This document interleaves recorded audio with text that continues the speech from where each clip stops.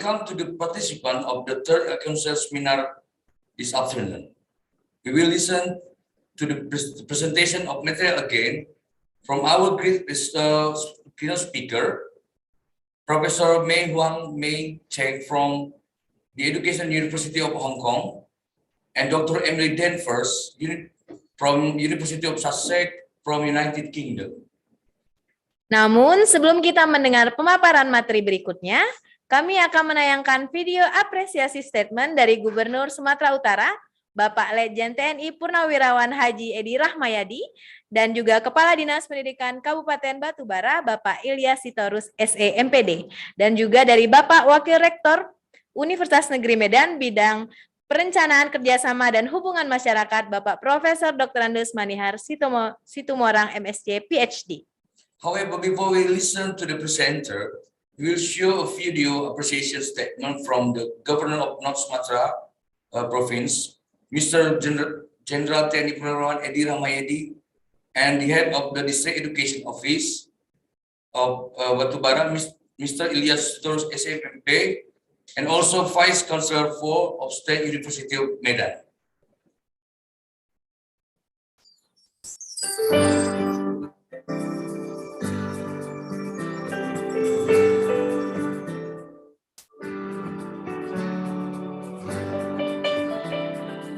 Bismillahirrahmanirrahim. Assalamualaikum warahmatullahi wabarakatuh. Saya Gubernur Sumatera Utara mengucapkan selamat atas pelaksanaan International Conference on Science Education in Industrial Revolution 4.0 yang diselenggarakan antara Universitas Negeri Medan dengan University of Sussex United Kingdom, University Kebangsaan Malaysia, serta University of Hong Kong. Semoga sukses Unimed Kampus Karakter Building. Wabillahi taufiq wal hidayah. Wassalamualaikum warahmatullahi wabarakatuh.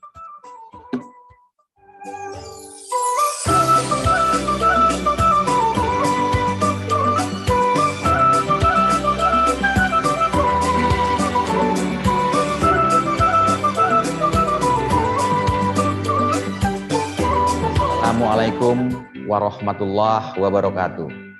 Saya Ilyas Sitorus, Kepala Dinas Pendidikan Kabupaten Batubara, Provinsi Sumatera Utara, mengucapkan selamat dan sukses pelaksanaan Konferensi Internasional ketiga tentang Sains Pendidikan dalam Revolusi Industri 4.0 yang diselenggarakan Fakultas Pendidikan Universitas Negeri Medan, Sumatera Utara dengan tema menumbuhkan dan membina keterampilan berpikir tingkat tinggi, literasi pendidikan, dan tanggung jawab digital dalam pendidikan abad ke-21.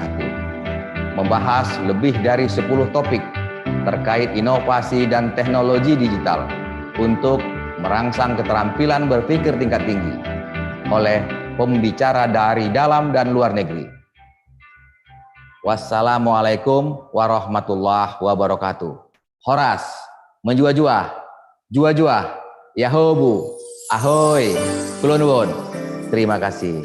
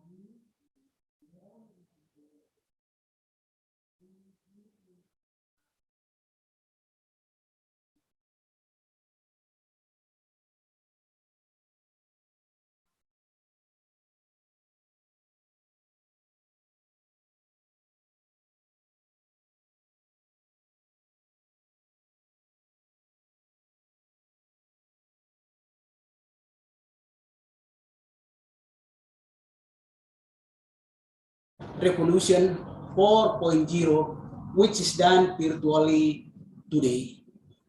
The conferences that we attend today are held regularly every year and become a scientific means of revealing the latest educational advancement for all of us.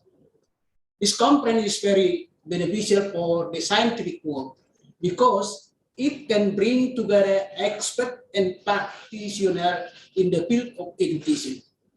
It becomes a scientific medium, an opportunity for experts, academics, researchers, students, and practitioners to present their research results related to science education. This conference is very good, especially to bring educational progress closer to the need of community in the era of Industrial Revolution 4.0. The discussion at this conference has focused on building and strengthening higher order thinking skill, educational literacy, and digital responsibility in education in the 21st century, which I think are very relevant and very important for the scientific world. The topic discussed will be able to provide broad insight to all participants in the context of developing science and its relationship with the latest technology with the aims to prepare competent human resources. Adjustment of academic activity through digitalization is very urgent and necessary nowadays, especially in making learning more efficient, more effective, easy to understand, easy accessible, and providing the impression of learning long memorable. And in the final result, it will increase the knowledge and skill to achieve the desired competency target. The strategy that can be done is to carry out learning innovation, packaging interactive learning resources, and combine with active learning, such as project-based learning, inquiry-based learning, problem-based learning, case study, guided tasks, and reciprocal peer questioning will encourage students to learn. All of those learning strategies can be implemented for blended learning that can be applied in normal and abnormal situations, such as learning activities during the COVID pandemic that have been carried out in the last 2 years. I would like to thank the Dean, functionaries, and conference committee at the Faculty of Education for organizing this international conference very well. We hope that all findings, ideas, discussion, and article presented at this conference can be assessed by the scientific world through publication in scientific journals or conference proceedings. We are proud that the committee has invited competent experts to deliver keynote in this conference, and hopefully next year conference will attract more participants from all over the world to participate. Finally, I would like to thank all parties and apologize for unnecessary shortcomings. Happy conference to all of us. Thank you very much. And I return the host to the arrangement of the event. Thank you. Para hadirin yang berbahagia, kedua narasumber kita telah hadir di siang hari ini, yaitu Profesor Mai Hung Mai Cheng dari The Education University of Hong Kong dan juga Dr. Emily Danvers dari University of Sussex, United Kingdom. Dan kegiatan kedua ini akan dipandu oleh Ibu Vidya Dwi Amalia Zati SSM Hum sebagai moderator. Dan acara ini akan kami serahkan kepada Ibu Vidya Dwi Amalia Zati SSM Hum. Kepada Ibu, kami persilahkan. Ladies and gentlemen, we will start our second session.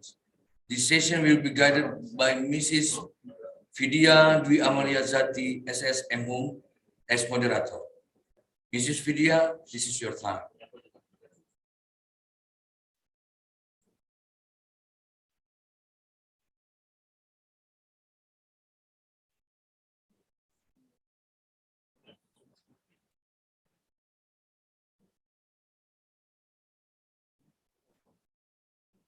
Okay, thank you.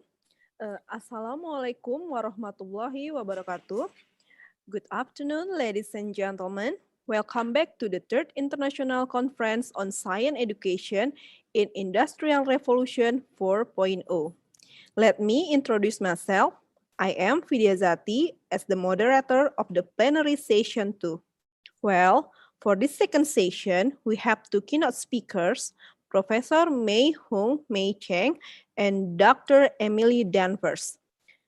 And for the first turn, we will have Professor Mei Hung Mei Cheng from the Education University of Hong Kong.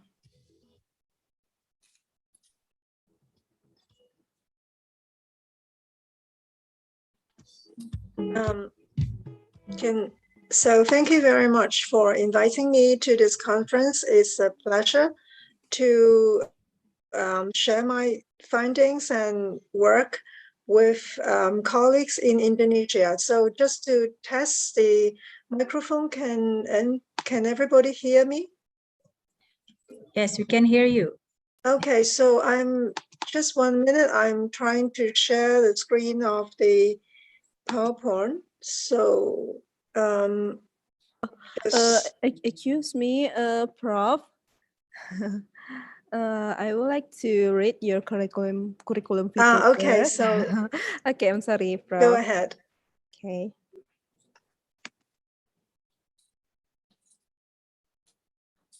Well, I would like to read the curriculum vitae of our keynote speaker, Professor Mei Cheng. Professor Mei Cheng is currently Chair Professor of Teacher Education, Associate Vice President Academic Affairs, registered at the Education University of Hong Kong.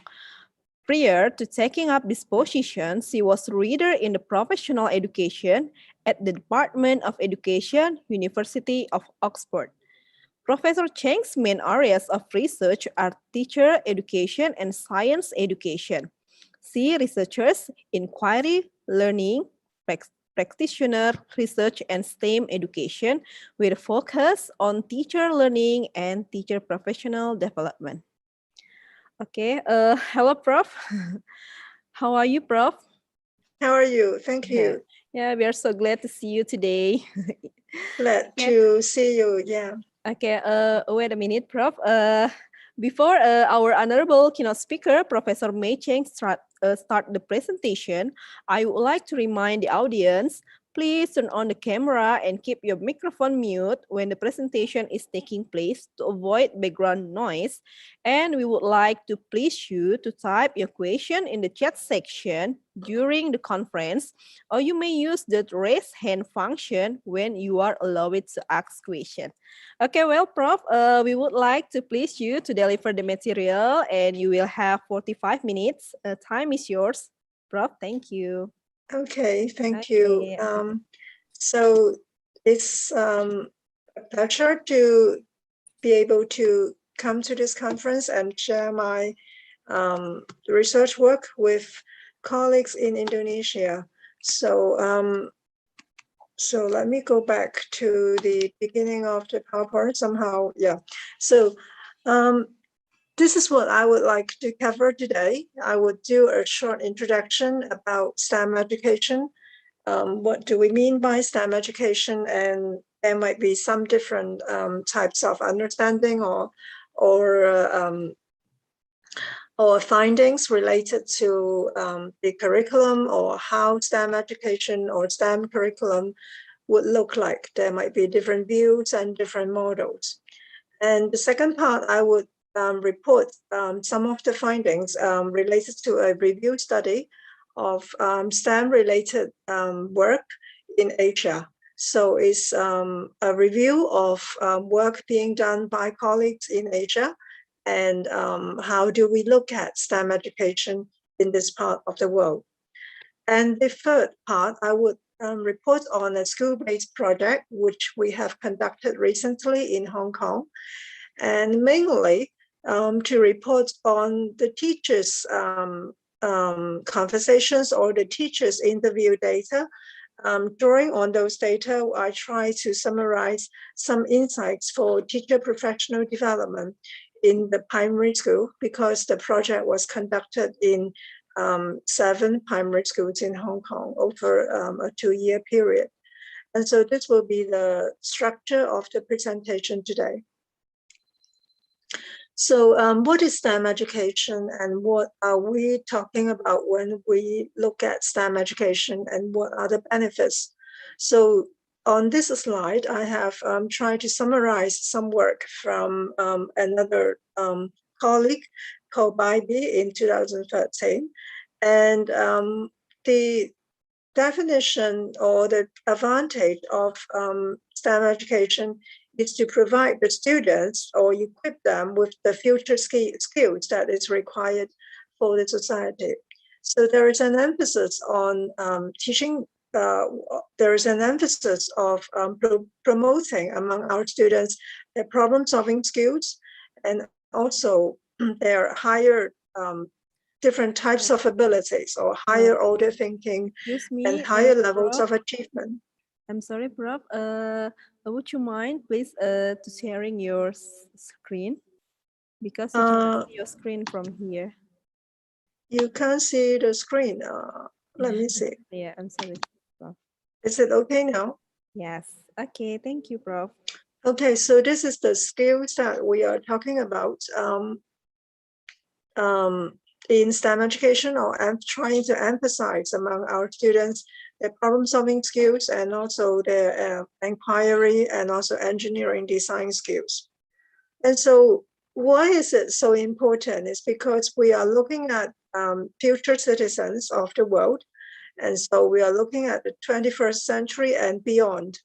And so trying to equip our students to solve environmental problems or economic issues, and trying to promote their understanding in scientific advances and technological innovations in health and human welfare.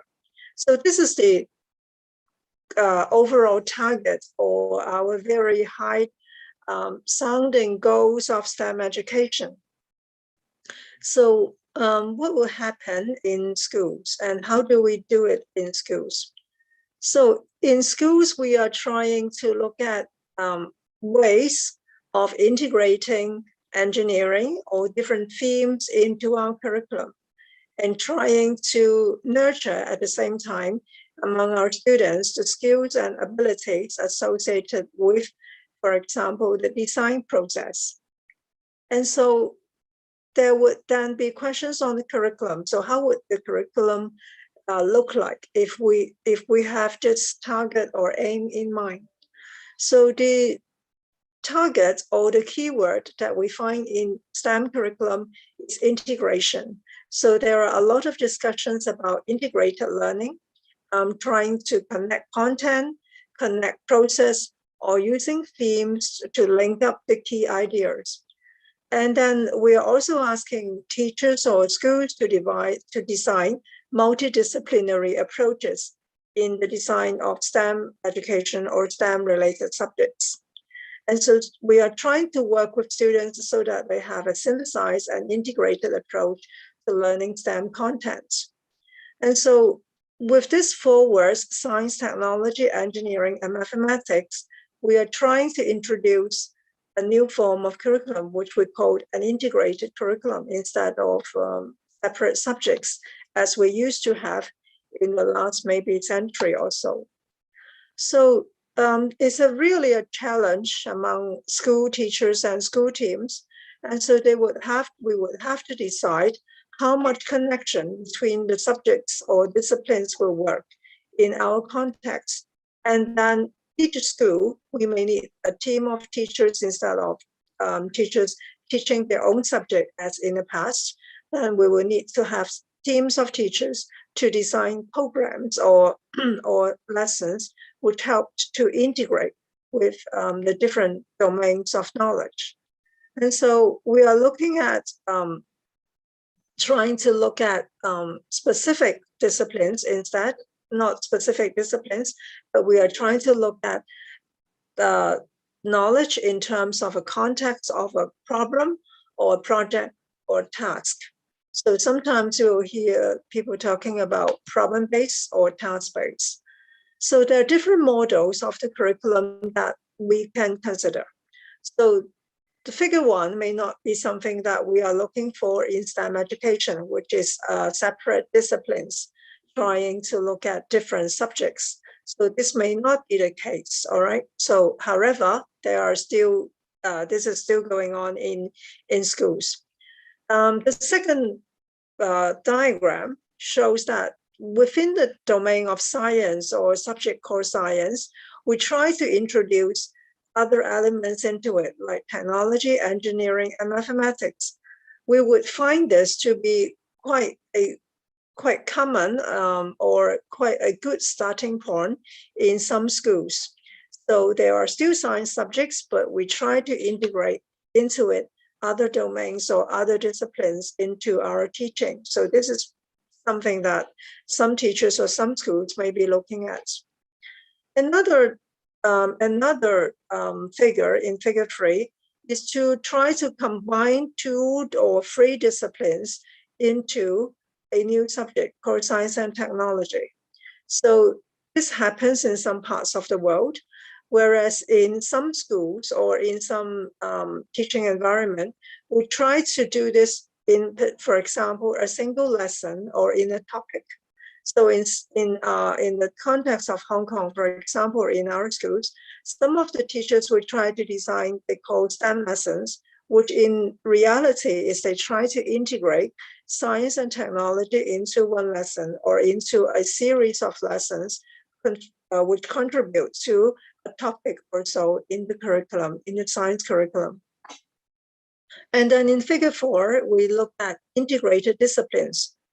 So teachers are trying to look at, well, what are the parts which are overlapping between science and technology, and how technology overlaps with engineering and mathematics and so on.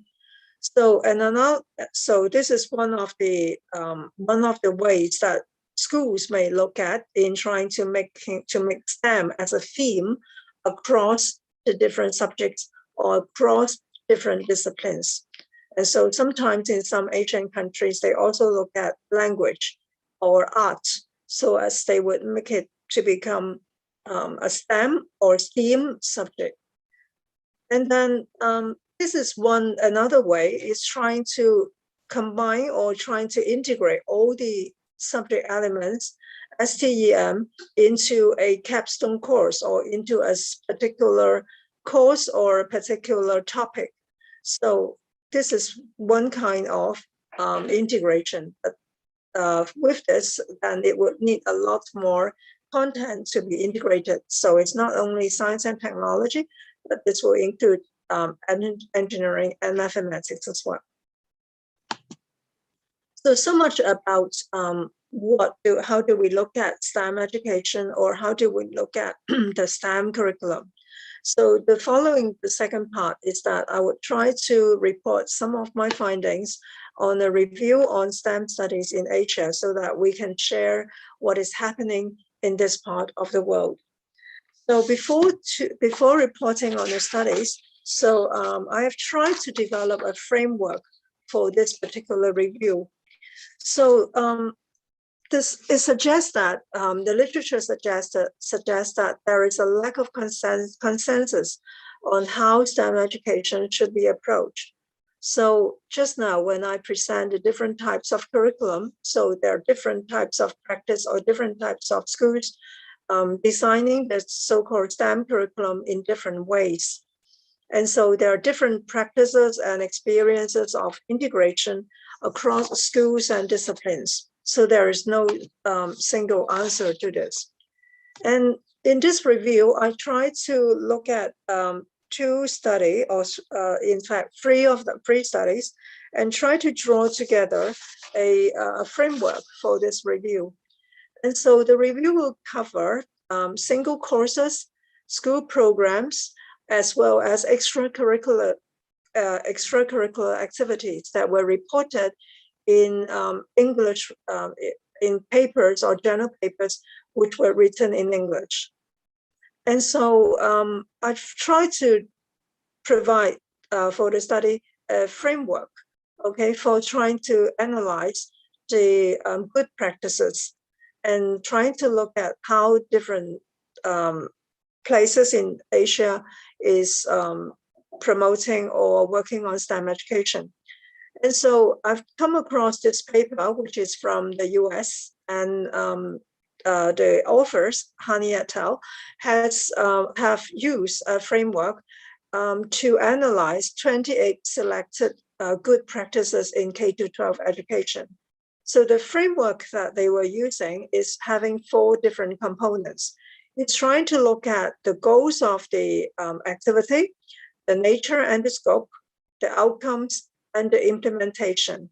So I find this framework very useful. So this would help me to analyze the studies that we have collected in Asia.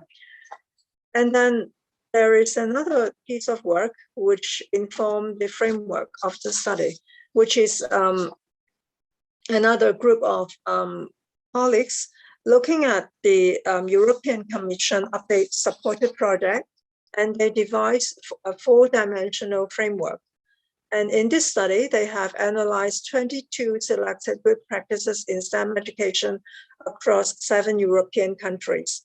And so the framework consists of, they look at the learning theory, the type of intellect, which is mainly drawing on Gartner's multiple intelligence, type of integration, and the competencies, which they are referring to the competencies which were described in the European reference framework of key competence for lifelong learning. And then here we go on with the framework. The first study, which helped me to draw up my framework for the Asian study, is another group of researchers who have looked at 23 international STEM studies. And so they use a 5-principle framework, which includes integration of contents, problem-centered learning, inquiry-based learning, design-based learning, and cooperative learning. So they were using this type of classification or categorization in trying to analyze the 23 studies. So much about review studies in other parts of the world, in Europe, in Asia, and in other international contexts. So here, I'd start to look at the review that I have conducted about Asian STEM courses and programs. So I've looked at 32 studies reported in the literature in the last 10 years. And so the categorization is as follows. So among the 32 studies, there are 17 of them adopting a project-based learning approach, and 6 of them looking at technology-supported learning. 5 was claiming or using an engineering design-based learning. And 3 studies looked at inquiry-based learning, and 1 of them was looking at problem-based learning. And so for the in this research findings, you will see that majority of the study in Asia are adopting a project-based approach. And then the technology and the engineering design-based learning were more common in the secondary schools. There were schools using inquiry-based learning and problem-based learning. And so the less mentioned instructional practice include inventive thinking approach, critical thinking process, or the scientific imagination approaches among the 32 studies. So these were also mentioned, but these were not as commonly adopted as the 5 that you are seeing here. And so I would report or draw on 2 main approaches because of time, and the organizer have told me that you are more interested in approaches or in teaching which is more related to the primary schools. And so I will look at 2 teaching approaches in particular. One is project-based learning, and the other one that I would talk about is inquiry-based learning. So how do the 17 studies look at project-based learning, or how are they conducting project-based learning in Asia? So point number one is the most commonly adopted approach. And number two is that it's a student-centered instructional model. And the studies involve a number of open-ended projects. For example, they use authentic prototypes, products, or artifacts that have real-life connections. And it promotes diverse skills, group work, social and communication skills. And so they use this to define their STEM teaching, or they use PBL, project-based learning, as a work, as tasks in the interdisciplinary structure. So quite commonly adopted in this part of the world. And so they also emphasize in the projects, they emphasize engineering. And half of the study adopted the engineering design components. For example, they use a 6-phase educational model using iSTEM, I meaning imagination STEM. And some studies in Taiwan and other places, they look at the maker approach. And there was a study looking at 6E, inquiry-based learning, in the project-based learning. And there are other researchers which use a 3-step engineering process instead of the 6E, which may look to us a bit simpler or easier for schools to adopt, which is they involve think, make, and improve. So as into the project-oriented problem-based learning instructional model. And then the second approach that I would talk more about is the inquiry-based learning. So this was employed in around 1/3 of the study, so 28% of them. And then they were looking at 3 STEM courses, and they were reported in 3 STEM courses at the lower secondary level, or as the support. So they are using this as the supporting instructional design model in other 6 STEM courses. So a total of 9 courses, 3 using them as the main pedagogy, and 6 using inquiry-based learning as the supporting instructional model. So among these studies, there were studies that integrated at the same time the 5E and the 6E model. So you will see that the different types of E is commonly integrated with other teaching approaches. And then in Taiwan, they also integrate it with a model-based inquiry approach. And so there were construction and reconstruction of models based on scientific investigation. And so how do they go about using inquiry-based learning? So it's not only inquiry-based. So some study, they were using a creative design spiral, and at the same time integrating it with inquiry and discovery activities. And so as the students were involved in designing media design in their study. And there were other studies that they were looking at in 6E instructional model, the authentic inquiry, and there were also studies looking at guided discovery learning and using the inquiry process at the same time, trying to engage the students in analytical learning and also asking questions, imposing questions. And so so much about the teaching approaches. So what are the content that they were introducing in the STEM lessons? So these are the more commonly reported ideas or content, which involve motions, energy, ecosystem, evolution, engineering, design. And there were some of the projects looking at cross-cutting concepts. So they are trying to look at trying to bridge interdisciplinary boundaries. For example, they look at more common aspects like pattern, cause and effect, proportion and quantity, energy and matter, structure and function, and stability and change. So with cross-cutting concepts, it means that we are not emphasizing on the subject, but we are trying to develop among students their understanding on what do we mean by a change, for example.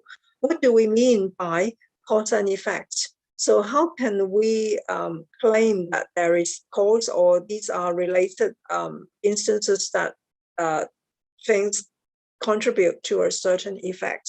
So these are some of the more we call the common disciplines or common ideas that we try to emphasize as we teach the contents. And of course, in teaching STEM, there is another part which we try to emphasize is some of the skills that we use in science or in learning engineering. So the skills involve like asking questions, defining problems, using models, planning, carrying out investigations, and constructing explanations, designing solutions, and evaluation, communicating information. So these are some of the skills that we can, or practices that we try to teach our students in the STEM programs as well.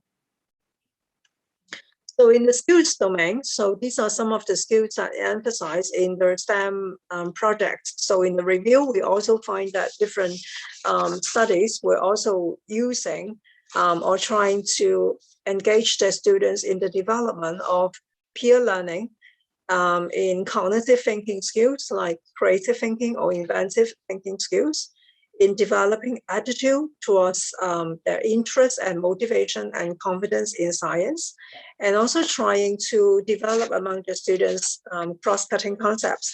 However, this was not very much emphasized in the Asian studies in the review. So we do not find many studies, or only a few will look at cross-cutting concepts. And so how do they evaluate the student learning outcomes? So among the studies that that was reviewed in the in this exercise, the colleagues in Asia, we try to use different methods to look at student learning. So they use, for example, student self-reported information, which is done by survey or questionnaire among the students. And colleagues in Taiwan also use the 21st century skills questionnaire. And a number of studies also look at or use teacher subjective assessment. For example, they use a rubric or criteria so that the teachers will try to evaluate or assess the student production skills or behavior after the learning program. And there were also some programs that use objective assessment, which is in the form of true or false or multiple choice questions and asking the students to complete after the STEM program. So what kind of conclusion can we draw in this review study? So there is quite a lot of efforts for STEM education provision in Asia. So it's frequently implemented with emphasis on science and engineering learning. And there is inequitable attention given to STEM subjects in the so-called integrated STEM implementation in Asian context. So there is more emphasis, so to speak, in the integration of science, but not so much on mathematics. And there is an emergent trend of integrating more and more engineering design. However, the emphasis of technology was less common. So among the four letters STEM, you find more S, E, and lesser with T and M.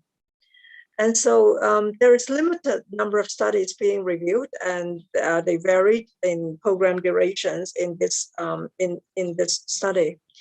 So the common characteristic of STEM courses that reported positive student learning outcomes in the knowledge and practices domain were those that have explicit planning of disciplinary core ideas in the lesson contents, and they have purposeful engagement of science and mathematical principles in engineering design activities. And they describe very clear inquiry cycles or engineering design process models, or we call the EDP models. So there were some successful examples, for example, as shown in the review, but these are the studies which have very clear ideas or very clear planning parameters. And so we have in the review showing that project-based learning is a very strong feature, which colleagues in Asia have tried to integrate into it engineering and technological design components in engaging students' activities. And so these studies also provide a positive impact on students' interest in STEM disciplines and also STEM career orientation. So this is very helpful because what we are trying to do with STEM education is trying to motivate our students so that more students will be interested in STEM-related disciplines in their tertiary education or in their future education. And so we have more students studying these subjects in future. And so these are some of the advice for practice. That is, we need purposefully constructed lesson plans that integrate different types of learning outcomes, purposeful planning of instructional designs and assessment, so as to achieve the desired learning outcomes among the students.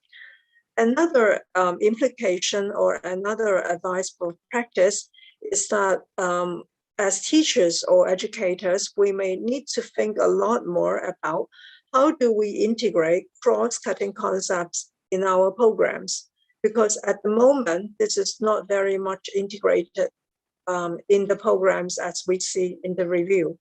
So maybe teachers were trying to look at what am I going to teach as a topic, or what am I going to do in a STEM program? But they seldom think about what is the learning that should underpin the program. So for example, are we trying to help students to understand what is meant by a change? So change is one of the cross-cutting concepts. So what do we mean by change? What do we mean by stability? How do we measure change and how do we face changes, for example? So these are some of the things that we can try to emphasize as we launch our STEM programs or STEM lessons, that is the cross-cutting concepts. And then the third part of my presentation is trying to look at a school-based STEM study in Hong Kong. So it's a primary school study. And then among, as I said before, among 7 primary schools. So these are some of the insights that we draw on in our program or in our projects. So we try to emphasize collaboration with other teachers. In our program, we try to look at the time and space for teachers to talk about their teaching and try to engage the teachers and the students to go outside the classroom in their projects. And it's a collaborative professional development process as well among our teachers.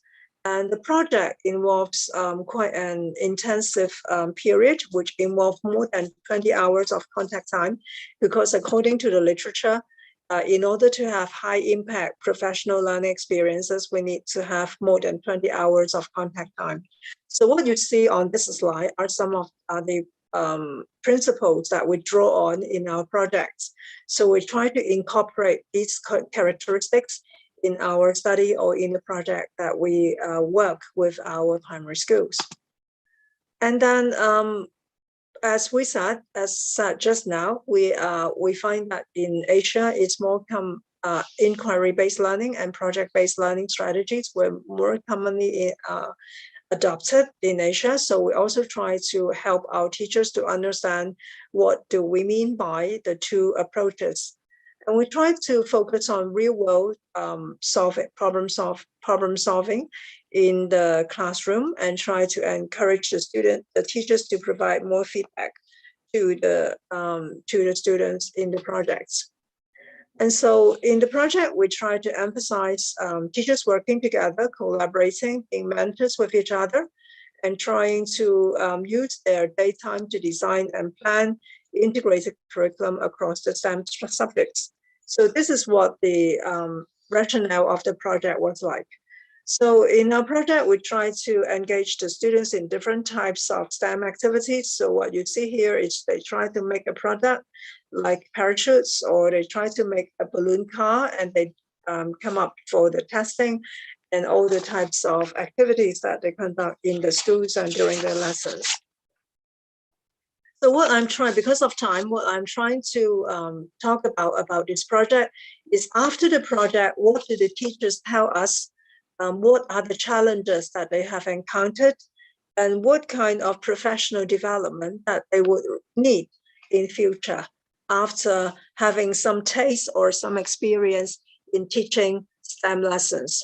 So what are the challenges that they encounter in the project is that we have teachers talking about the following challenges. It's that lack of time for STEM lessons, and they say that they would require extra teaching time and careful preparation. So remembering that these are primary teachers, so we have a subject called General Studies in the primary school. And so what they're trying to do is trying to integrate the STEM lessons into the subject called General Studies. And as they have a curriculum to follow, the teachers were kind of anxious that they cannot finish the curriculum. And so that's why they reported that there is a lack of time.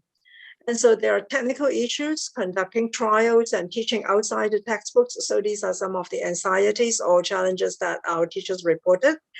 They have to find relevant resources and teaching materials. Even without support, they find that this is quite challenging. And they have to consider safety precautions and safety issues because they are working with very young children. And they have to ensure a smooth flow of the lesson and handle unexpected results during the teaching. So these are some of the anxieties that our teachers reported to us. And so what you see below in green is one of the quotation that the teachers told us, that they find it a little bit uncomfortable as they were not teaching using a textbook. They are teaching using the self-designed materials. And then another challenge is they talk about addressing students' needs, because young children, they have difficulties in using some tools like scissors. They cannot control the precision, and they have to let the students to discuss among themselves, to work out solutions and promote thinking. So this is one of the challenge among the teachers. And the collaboration, working with other colleagues, was also one of the challenges reported. And so what kind of professional development opportunities they would welcome? So there are 6 directions that they tell us. Number one is they talk about lesson planning. So they need support, or they need more input in helping them to organize a STEM lesson, how to identify a focus in lesson planning so as to make it useful for their children. And number 2 is they would like to learn more about pedagogical considerations. For example, what do we mean by teaching cross-cutting concepts? How to guide students through a design cycle? And what do we mean by a good STEM lesson? And how can they care for different student needs and assess students' learning? And then, so this is one of the concepts that they would like to learn more, is about assessment. So there is a worry on whether the STEM lesson is too difficult or too easy for the children or for the students in their class. And the third direction they want to have is to enrich their content knowledge. So as primary teachers, they may not be having good preparation in coding, updating knowledge in technology, and also STEM-related knowledge. So they think that they would need more input in STEM-related knowledge. And they also look at engaging teachers in themselves in STEM learning activities or STEM learning experience. So this is one of the emphasis in teacher education, that we say that we would let the teachers experience STEM learning so that they would be able to teach STEM in their own classroom. So this is one of the emphasis for teacher education as well. So the fourth one is that they discuss about the use of a template or framework for planning STEM learning. So they're asking us to, or the university, to help them to develop a framework. So how does a good STEM lesson look like? Are there essential elements that they must incorporate in their STEM learning framework? So this is something for us to help them to develop. And then the last one is that they say that because in Hong Kong, the teachers are very much used to using a textbook in their teaching.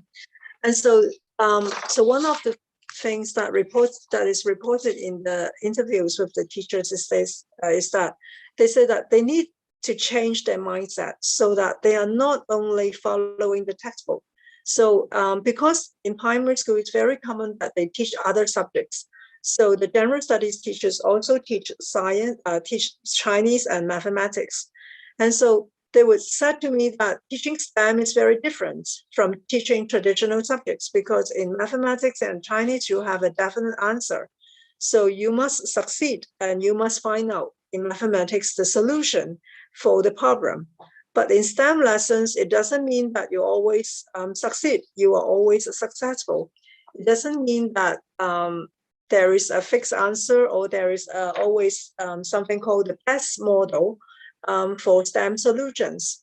And so they need to change their mindset. So this is something that the teachers tell us after the STEM program, that they realize that this is a different type of teaching, so that they are not trying to teach the students just one answer or one experience or one content. So there are multiple experiences, multiple possibilities, and even failures in STEM projects or STEM programs, so that students can also learn from their failures as well. So these are some of the directions that our teachers tell us about possible future directions for STEM professional development among them in the primary school. So so much for my presentation. So I've covered all the three parts in my presentation. So thank you very much for your patience, and hope to share more with you in the Q&A session. So thank you very much. Thank you. Oh, well, thank you so much for the presentation, Prof. What an interesting material. Now we would like to have question and answer session. In here, in chat section, we have so many questions. So many questions, yeah. Yeah, you can see there are so many questions in here. But I think we can start from the first question from Nani Barorah Nasution. Really interesting topic. What aspect do you think the most challenging to create or develop the STEM curriculum, especially for developing countries? Thank you, Prof. Mei Cheng. For developing countries, I think you have a concern on resources. What kind of resources is available in the classroom, or what kind of materials you can have in STEM lessons? So I think it's easier, or we can start with what we have in the classroom, or what kind of materials we can have, and start to design the lessons. So this is number one. Number two is when you talk about the STEM curriculum, I think it would be easier if we start with a subject in the school. For example, in Hong Kong, we have the subject called General Studies in the primary school. And in this subject, we have, it's an integrated subject in itself, meaning that in the subject there are contents related to social studies, science, health education, and some technology like information technology in the subject. And so if you have in your school curriculum a subject, or in itself is a interdisciplinary subject, you can use that as starting points in trying to integrate STEM elements in that particular subject. So it would be a lot more easier to integrate the STEM components into an existing subject. So we may start with a series of lessons, like 2 lessons to 6 lessons in the subject, and instead of trying to provide a brand new curriculum called the STEM curriculum. But of course, if the government is or the Ministry of Education is supportive and trying to develop a STEM curriculum for the school, of course, and the developing country can start with a STEM curriculum. But in Hong Kong, we don't have a STEM curriculum for the primary school. And so the teachers have to integrate their content into the curriculum of an existing subject. Okay, thank you, Prof. In here we have second question, but I think there is a correlation with the previous your previous explanation. This is from our students, Shaninda Putri Ashifa Siregar. Your material is very interesting. In the STEM, students are encouraged to connect their academic knowledge and skill in 4 aspects and use them to make solution to a problem in which students are trained to develop reasoning power, critical thinking, and logical thinking systematically in solving problem. The question is, as a teacher, what are the first steps we can do so that the application of these 4 aspects can be carried out in school with conditions that still have limited facilities and difficult access to materials to support learning activities? Okay, the first step, I would refer to the last slide in my presentation. The first step is try to have a STEM learning experience yourself as a teacher. So you may go to a museum, or you may go to a science museum or a space museum in your place or in your city, and try to have a STEM experience yourself. So this is step number 1. So try to see what does it mean by learning science and math, or having science and technology together. Try to design and make something yourself and see if it works. And how does it work? For example, you can try to go onto the internet and try to search how to make a balloon car, for example, and try to make one yourself. And then try to look at, having this experience, how can I help my pupils in my classroom make a similar one?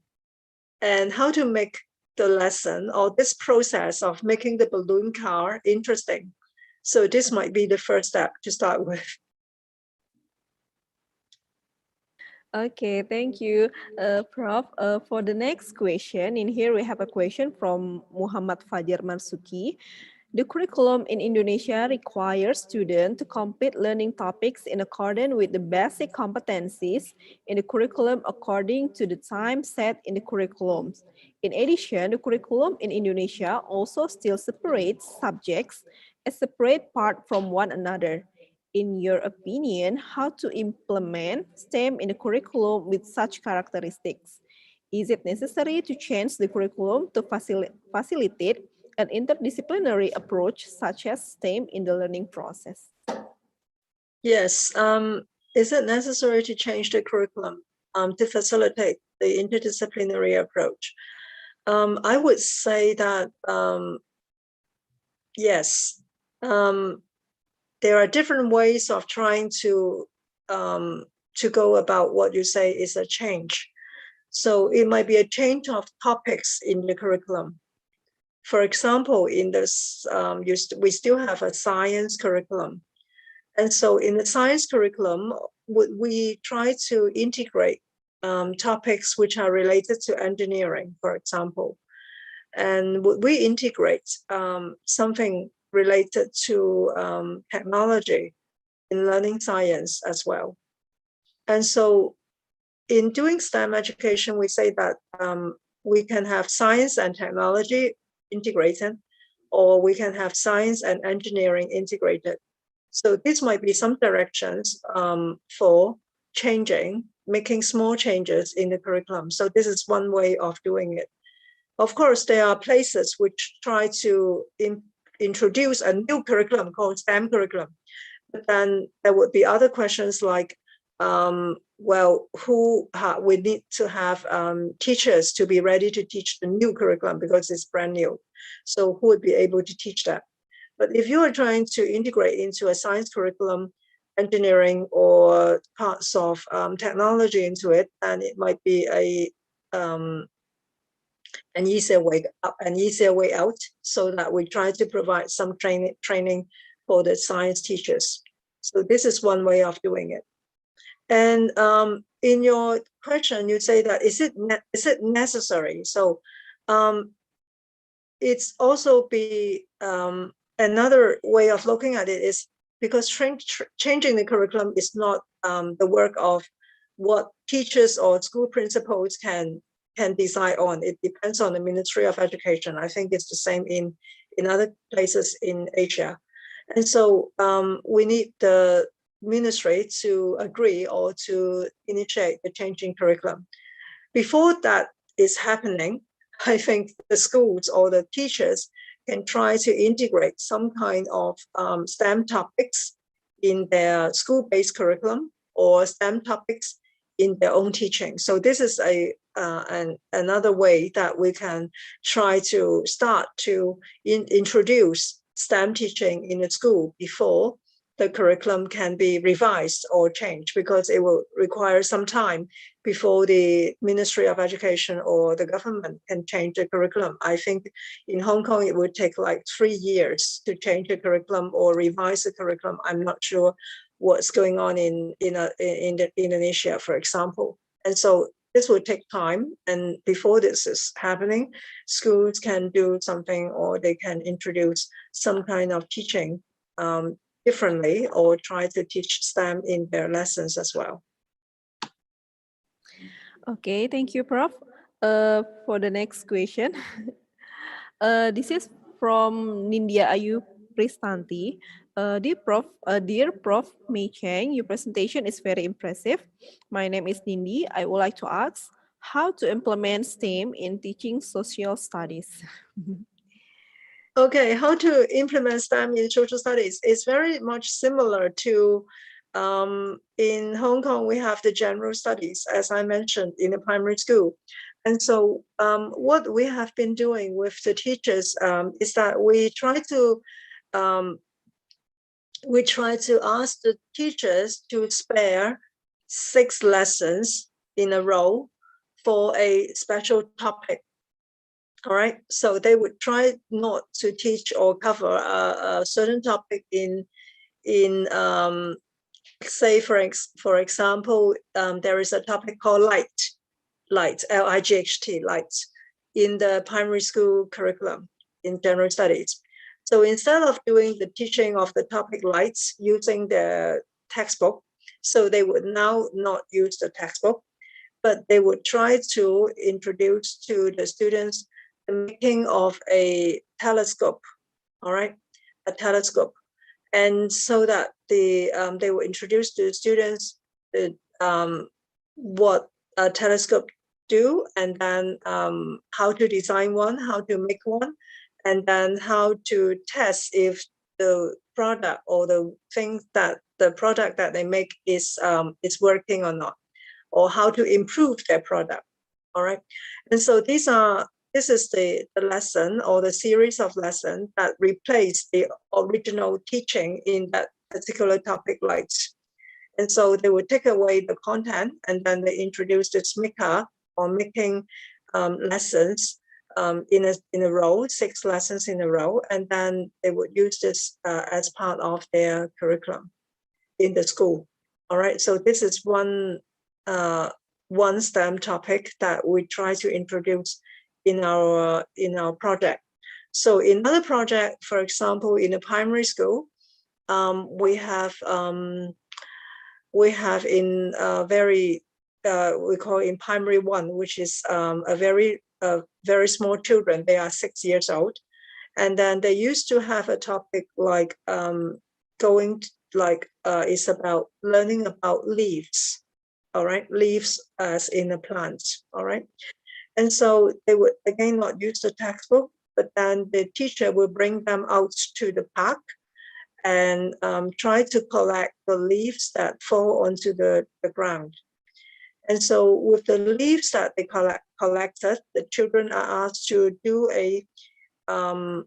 they are trying to use the leaves to do a, how do we say it, a classification, all right? A classification system, trying to classify the leaves into different types according to the shape or according to their color or the texture of the leaf. And so after doing the classification framework, they also try to use the leaves that they collected to make an artwork. Or the artwork is not really an artwork. The artwork is a poster, all right? Trying to inform the people going into the park what kind of rules that they have to follow. For example, for children, they cannot run in the park. So they will use the leaves they collected that show a notice. So you should not run or ride a bicycle in the park, all right? Or you should not throw rubbish around in the park. So there are different types of posters that they make after their trip to the park. So all these will take time, all right? So what the teachers are doing is that they would not teach the topic on leaves, but they will use the lesson time for these type of activities, for going to the park, for doing the classification and making the poster. And so we call this a STEAM lesson because the poster is an artwork, all right? And so that's how we try to introduce STEM lessons. We call STEM topics in our general studies curriculum or the school curriculum in general studies. So this is how we do it. But of course, you say it's not so easy. So that's why I reported in my presentation the challenges that the teachers reported. They say that we don't have time, we have to work together, and not using the textbook is not very comfortable among them. So they would have some worry, why are we not teaching the topic?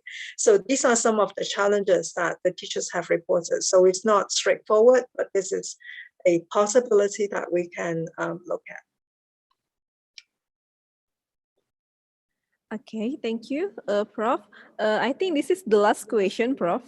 This is from Salome Tardehakman. Thank Professor May for the presentation.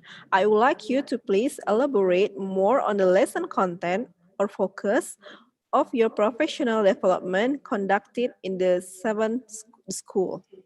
Okay, I have provided 2 examples just now, how we teach in the school. But if you ask me what is the focus is actually trying to teach or trying to help the teachers to understand something called change, a cross-cutting concept. So the focus of the project is trying to help the students or the pupils to learn something called change. And this is again another challenge because the first step is trying to make your activity successful or smoothly conducted. And then we also try to ask the teachers to emphasize in their teaching, what do we mean by a change?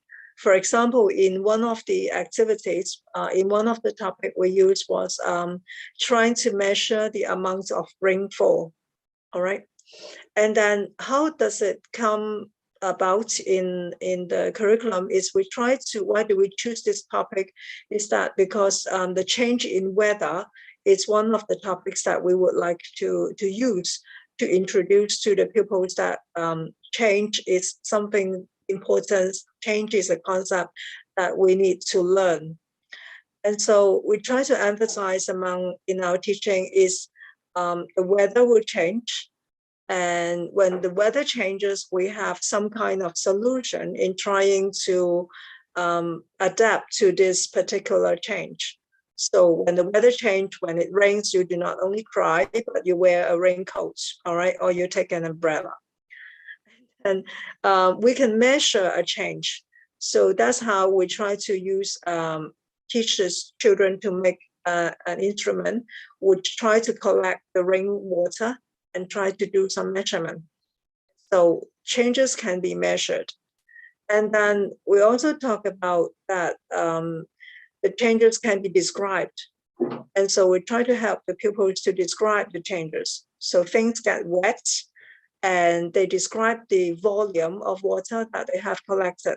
So these are some of the points that we try to emphasize in our project, the focus is trying to emphasize that changes can be described, can be measured, that we have solution for it.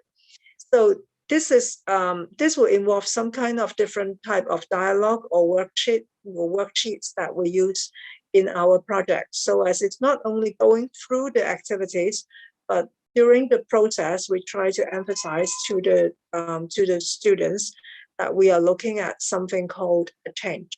So this is the focus of our lesson content. Okay, thank you so much, Prof. Firstly, I will conclude the material from Professor Mei Cheng. There are some interesting points that can be concluded here. First, STEM education should increase students' understanding in using technology. And then STEM education involves integrated learning and curriculum. STEM education could be done by combining different disciplines or integrated different disciplines become one. And then transdisciplinary approach can be used to understand major issues. Key points in reviving STEM education. In here, there are 4 points: goal, nature and scope, outcomes, and implementation. And the last, there's principle, integration of content, problem-centered learning, inquiry-based learning, design-based learning, and cooperative learning. Thank you so much, Prof, for presenting the informative and interesting material today. And thank you so much for answering the question from the audience. We get so many knowledge in this afternoon, Prof. Thank you so much. Thank you. Thank you. Bye-bye. Okay, thank you so much, Prof. Thank you. Bye-bye. Okay, bye. Okay, I think that's all for the first keynote speaker. And then we will move for the next presentation. In here, we will have our second keynote speaker, Dr. Emily Danvers from University of Sussex.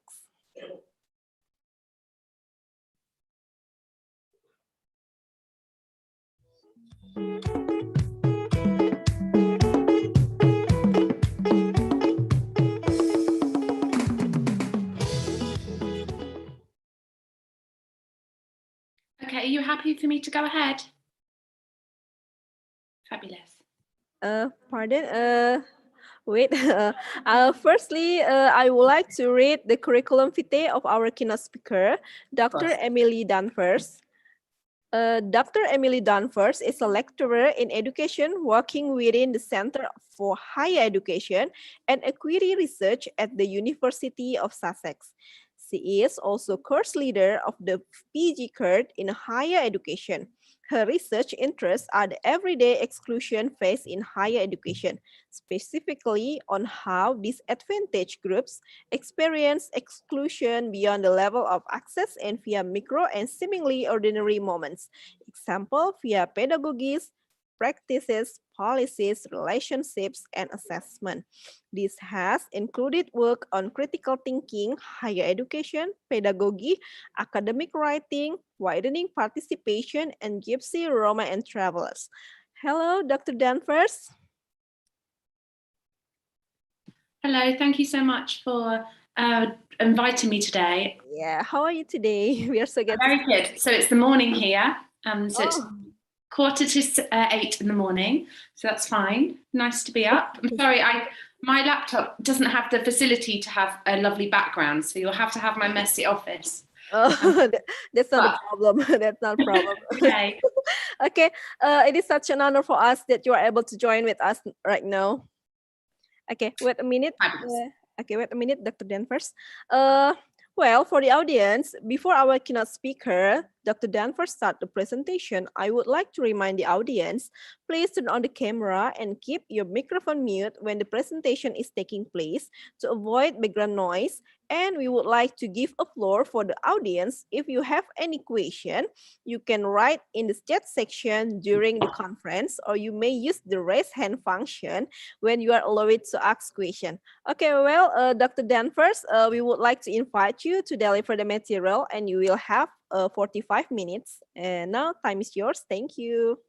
Thank you. Well, I hope to talk for around 30 minutes, but sometimes I might be a bit longer. So let's see. I have good intentions, but I also know that you've just listened to another talk. So I would do my best to be around that time, and there'll be time for you to ask me questions, which I'm really looking forward to.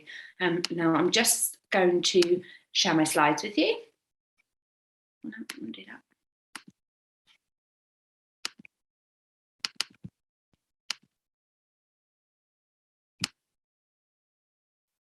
Okay. Put you up here. Okay, so presuming you can see everything, welcome to all of you. I've had a lovely introduction by your colleagues, so thank you so much. And I'm really privileged to be able to share my work with you today. Now, for those, I'd love to be there in person, but I wanted to share this image of you of my local town, the town closest to our university, and this is our beach, which I'm sure for those of you working in much more exciting places is quite a depressing looking beach. It's very uncomfortable, but it is very beautiful in its own way. And hopefully at some point later today, once the conference is over, I'm going to go and have a walk there. So hopefully you can imagine me in where I am, and hopefully later I'll be able to imagine you and where you are as a way to connect with each other. And I shared images of both of our universities with us here, and actually they look really similar. And I know they're very different, but they look really similar in terms of this close connection of nature with these sharp lines of industrial buildings. And I think despite very different geographic, social and political contexts, we all share a concern with ensuring our students in university do well and providing a challenging and yet supportive intellectual space for them to do so. So it's not just students in university, so our students in school, it could also be ourselves as students in this moment. So this idea of kind of support and challenge on one hand is something really important to critical thinking, I think. And that's one thing that my paper focuses on today. So the ability to think critically is a key intellectual premium of higher education around the globe. And it's an assumed but often obscure graduate responsibility. And by this, I mean, we don't always know what it is, and there's not consensus academically or pedagogically about what it is. And certainly there's not kind of key ideas for how to teach it that would be universally applied, although there are some excellent suggestions and techniques. So there's this sort of lack of conceptual clarity, I think. But also, I think, as well as this, higher education's policy demands and pedagogical practices take as their subject, their desirable subject, quite an unspecified kind of person or body. And they don't necessarily interrogate who the critical thinker is and who they are not in relation to all different things, including the geographical, socio-political and material context. So often theories of critical thinking are developed in the West, for example, or theories of critical thinking are taken to understood that a person has no kind of other emotions, responsibilities, and ties to them in any other way, where they could just think neutrally about a subject. And we all know, I think, that we're all very embedded in the world, aren't we? We know the things around us and the people around us. It's not always easy to think critically about things that we're confronted with, whether that's knowledge or other things. So I'm really interested in this idea of who gets to be a critical thinker. What does success in doing this look like? What things stand in the way? What is assumed and what is made clear to ourselves and our students? And I'll also try and draw in some ideas around the idea of the digital, which is something I'm really working on in my new research. So the majority of the data that I'm going to use, and I'll use some excerpts from student quotes, it comes from data collected with university students in the UK. So it'll be interesting to hear your reflections on how that would apply in your own contexts. So first of all, I'm going to do some introductions, and then I'm going to introduce the data and think about the idea of identity and how it might shape or mediate our access to this idea of critical thinking. And then I'll look about this idea of affect or emotions, which is also in my title. And then finally, I'm going to look at this idea of homification, which is just a fancy word really to mean the ways in which our homes shape our lives in all sorts of new ways, particularly as a result of the pandemic. So what that does, and maybe for those that are already choosing to learn online and using digital platforms, what that might do to critical thinking in this digitized future. And some of that idea is a bit tentative, but I'm going to share that with you. So as your colleague said, questions in the chat, and I really look forward to engaging with you. So first of all, who is the critical thinker? Critical thinking refers to a diverse set of knowledge practices involving in-depth questioning and academic debate that have come to represent the intellectual mission of higher education institutions. It's what they do, isn't it? As well as the values and attributes of university graduates. So it's very much, as I like to call it, part of the furniture in the teaching and learning landscape. You know, it's everywhere, isn't it? It's what we do and it's why we do it.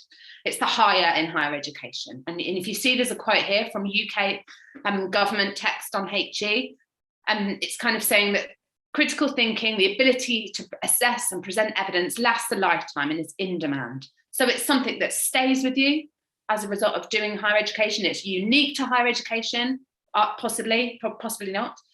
And it's in demand. You know, employers want it, the world wants it. Okay, so that's what they're kind of saying. But actually, in lots of policy texts and in many critical thinking kind of handbooks, like how to do it, they often presume, as I said, this decontextualized subject who applies very rational cognitive processes to interrogate truth claims. And this, I think, results in a lack of attention being paid to the complexity of individual students' social characteristics and experiences and the impacts of this on the learning gains and the kinds of criticality they're able to access. So critical thinking as a kind of simple 10-step technique, and of course this is really useful, it obscures this kind of complex and contingent nature of university learning. And I argue, I think, that what it means to be a critical thinker is not transparent or given, but reflects really culturally and socially specific ways of doing, seeing, and defining the boundaries of critical thinking. And Fenwick and Edwards' work I find really inspirational, and they talk about how knowledge practices are not fixed, but contingent and negotiated practices, sustained by, these are complicated words, multifarious capillaries, so numerous strands, say, of associations and action of text, materials, and bodies. So it's kind of saying that all kinds of pedagogical concepts, but particularly critical thinking, emerge in the in-between places and through multiple strands of learning, social identities, and material actions. And together they produce these concepts. And to understand them as simply a kind of something we do in our heads doesn't give them enough credit for how they really get produced. So what we then do with this sort of analysis is we think about, well, how does it get negotiated through and with our student body who engage in its practices. So that's kind of this, I mean, there's huge amounts of research on critical thinking, but really there's lots of work. There's a number of ways of theorizing it, and there's a number of ways of thinking of it as a skill or as a kind of much more of as a practice. And really where I sit in that is this idea of kind of attention to it as a contingent and embodied process. So as I was drawing this work together, I also wanted to share with you some other aspects that I think are relevant to understanding critical thinking. And I've got 3 images here. So the first one is our kind of thinking robot. So this is the traditional image of the thinker as this sort of solitary male statue, and it's inspired by a particular sculpture by Auguste Rodin, where there's a kind of male figure and he's kind of doing this. And that's the really famous image of the thinker. And then this is kind of reimagined here as a robot. So of course, technologies from algorithms to AI are increasingly present and active in higher education. And one example, and this is from Wong, 2017, and my references are at the end, but if there's anything you think I'd like more on that, let me know. They use data analytics to map students' engagements with learning in their institution through digital logins or smart card technology. So for example, students would touch in or sign in to lectures and cafes and whatever. And then if there's a kind of absence of signing in or a lack of signing in the right kinds of places, then almost automatic alerts are raised, which then, you know, like your student advisor could contact you to see if everything's okay. So it's almost like we kind of know and understand our relationship with our students through that data. Another example by Abraham is the use of software to allocate students a dissertation advisor based on their preferences and availability, that kind of stuff. So given this, and these are just two examples, the HE landscape might be increasingly understood as post-human, as in being kind of bigger than us, humans, and probably about more than us, human concerns. So this starts to raise questions about what is distinctly human about critical thinking. So if computers and algorithms can analyze data quicker and better than we can, what is it? And so if criticality is more than this, then what is it? If it's something distinctly human, then how? And in terms of this idea of equity, we all know that everybody has different access to this idea of the universal human. Some of us are afforded more rights as humans than others. So who has access to this universal human identity, given how knowledge and resources are unequally distributed globally and demographically? So that's just a set of questions that I'm thinking about. The second image is about the transformation of learning during COVID-19. And the university for us, and I'm sure in your context, came home into crowded living rooms, bedrooms, and into this central image here, into the outside world.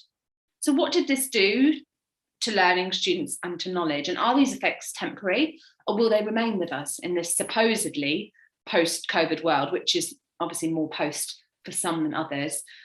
So to give you a sense of context, the COVID numbers are rising in the UK. There's no kind of new lockdowns or whatever, and universities are kind of carrying on as they did before, which in my institution was a return to everything being face-to-face again.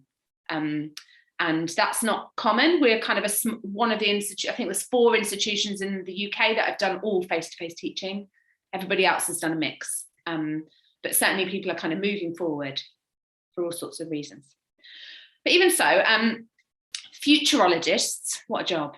Imagine that by 2030, students are able to move fluidly across physical, digital, and social experiences. And they envision a university without walls, accessible anywhere and freed from the confines of the campus. So if you think about this idea of you can just go anywhere to study and be anywhere and kind of move seamlessly through technologies. And so because of that, if we think about the idea of the university as a place and the association of going into particular buildings that give you particular access to things like books or knowledge or people, and also then I think maybe you have particular ways of feeling, ways of being in those buildings. Perhaps we behave very differently as our student selves in the university environment than we would in our home environment. And what do we do then if our university is us and our computer in a corner of our home? Do students feel able to think critically and perform this idea of campus in the same way? And what are the kind of factors shaping this? Often, for example, when we feel as our first year students, and many of us feel this all the time, very distant from the things that we're reading. You know, we'll read that and think, oh, I could never produce that. That's so far away from me and my context and my world. And actually, what does that do when we're one step removed, when we're not necessarily physically close to those resources and people? So what does that do? And who is this ideal critical subject of learning in this they call it post-coronial. Not that I think we are, but yeah, there we are. This blended learning landscape. And then finally, and this is something, this is very new, but I'm thinking about this idea of young people living globally with uncertainty, particularly in terms of the world around them. And obviously climate change is a key issue in this. And yet many kind of school and university curricula around the world place ideas of objectivism, certainty, truth, and facts at the core.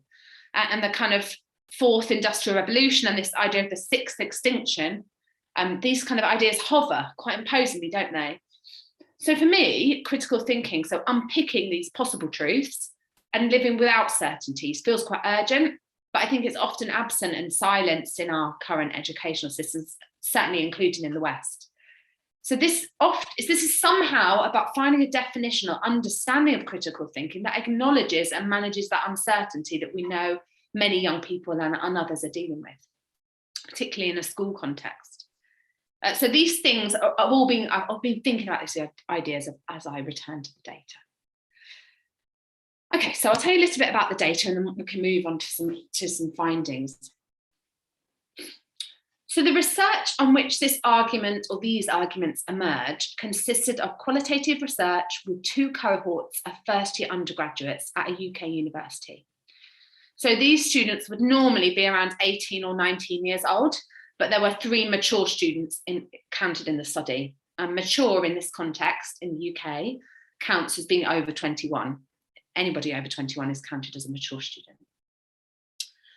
These were divided, this group were divided into two kinds of students. So one was an applied social science discipline, which was called professional, and one was a theoretical kind of abstract social science, which was called academic. So for 3 months, I observed students in their lectures and seminars for a module. So I just took part as a student with them. And that was kind of themed around, the module that I was observing was around an academic skills module. And then I did some interviews with these students at the beginning of their first year and did focus groups with some available at the end. So that was kind of how I gathered the data. And really, the method was kind of following around critical thinking, looking at what it means, what it requires, what it makes possible, and its role in students' studies, lives, and futures.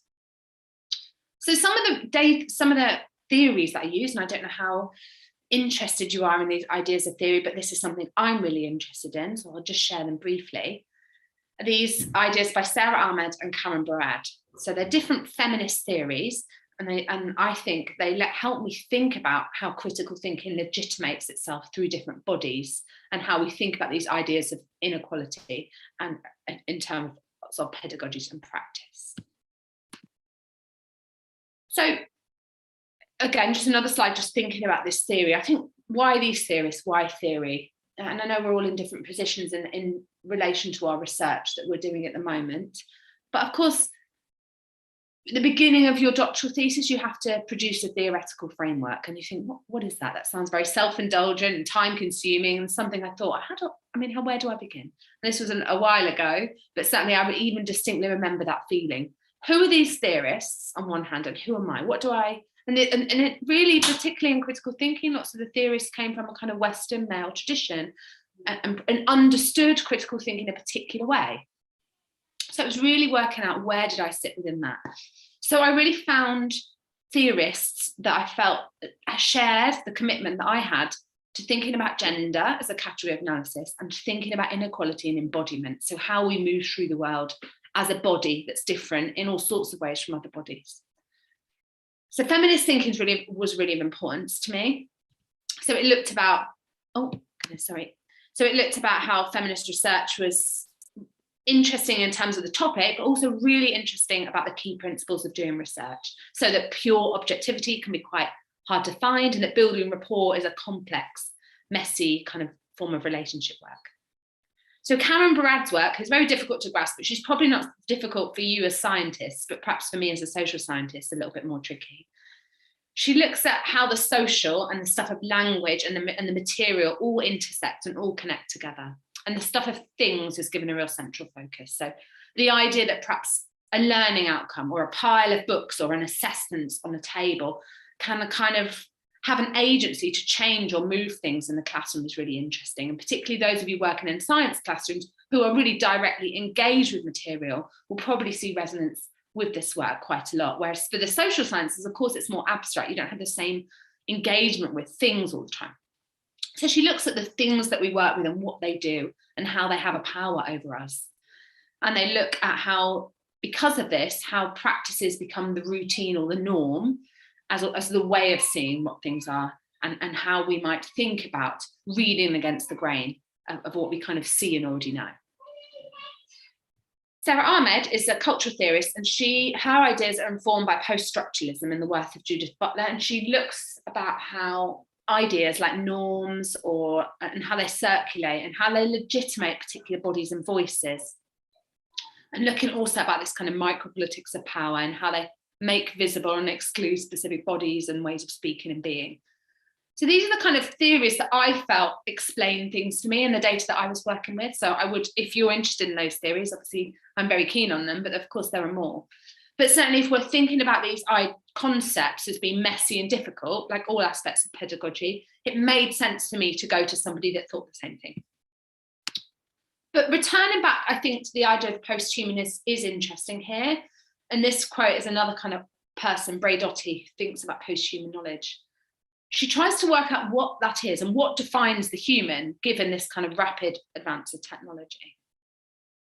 So the quote says, The capacity to produce knowledge is not the exclusive prerogative of humans alone. Thinking, critical thinking, functions like a space of vibration between our embodied and embedded positions. So that's something I'm trying to work out. So what she says is that being knowledgeable and producing knowledge isn't uniquely human, and it's possible for all. So in this sense, we're kind of all in this together. That does not mean that there are no differences. We are not one and all the same. Robots will not think critically in the same ways as you or I, but versions of it are possible for both. But what she does say is not to always center the human within thinking. When we think about understandings of critical thinking that come from kind of Greek and Roman thought, you do think of this central figure debating things, debating words in a very kind of physical, human way. But actually, it looks at the totality and connection of the human and critical thought with the world around us. So moving to the second part of the quote, she describes this idea of vibration. So when understanding the world around us as teachers and as researchers and scientists, we should, I think, look to a multitude of social, environmental and psychic factors shaping that existence. So the key notions, I think, this idea of the embodied, so who our identities are, shape our possibilities to learn, and embedded, to me that means how do you relate to others in the material and social world, and how does that produce us as critical thinkers? Okay, so let me move on now a little bit to the actual findings, I think, and then share some data with you. So here are some of the findings I want to share today. So in the first one, in this beautiful statue, is this idea that critical thinkers aren't just anyone, they are someone, and consequently they are marked by their differences. And I'll share some data about how that applied in my context, and you will be able to imagine how that applies with you and for the students you work with, or for you as a student or you as an academic. So that means that criticality isn't this kind of pedagogical technique that's straightforward, that's equally accessible. Doesn't mean it's inaccessible. And how our kind of normative vision of critical thinking is as being someone independent, neutral, and unencumbered by responsibilities or self-doubt. So this kind of person, that's not necessarily who critical thinkers are. So the second image is supposed to be about emotion, like how it feels to be critical. And I imagine you know that, how difficult it would be to question things, and it's not without risk. So I'll focus on the emotional aspect of that risk there. And then finally, this is sort of an adapted bed office to represent this idea of homified learning and what that might make possible or exclude. Okay, so the first idea is this idea of gender. So in my research, the majority of students, I mean, there was only 15 in the interviews, but 90% of those thought about a man when I asked, what is a critical thinker like to you? And they all said a male or masculine figure. And that was kind of interesting to me. And that could include like their dads, or a male friend, or a male academic figure, or a male theorist. They were the critical thinkers. And that was really interesting. So I said, well, what do you mean by that? Talk to me about it.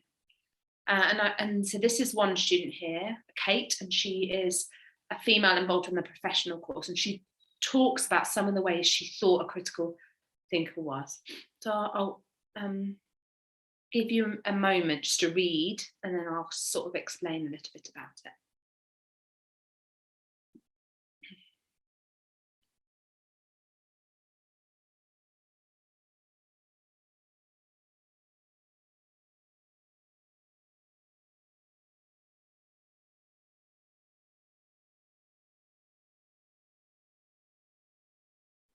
I'm sorry, Dr. Emily Danvers. Yeah. Sorry, I was just giving you some time to read the quote, but that's okay. I can keep going. Okay. Is that okay? So the person described in the first part of the quote is sort of a reflective, wise soul, a sort of lone philosopher, and someone who simply sits and thinks. And in his critical thinking, he appears to engage deeply with knowledge in this kind of really kind of patient, thoughtful way, but perhaps, and this echoes these sort of masculinist ideas about rationality and objectivity. And in the second part of the quote, Kate talks about how becoming a critical thinker is provoked by a particular reaction from her sister. So she says, my sister has noticed my vocabulary has changed. It's I don't want to come across as the sister who is at university who is telling her what to do. Know it all, Kate, again. So this is about, she was kind of really concerned, and this echoes gendered notions about feminine submissiveness and not taking up too much space or making too much noise. And this kind of intersected with concerns from her social background as somebody, whether, you know, she shouldn't be speaking out above her station. That's kind of a common phrase in the UK. Somebody that thinks that they're better than they are, or they're better than their social position. And she felt that she shouldn't be doing that.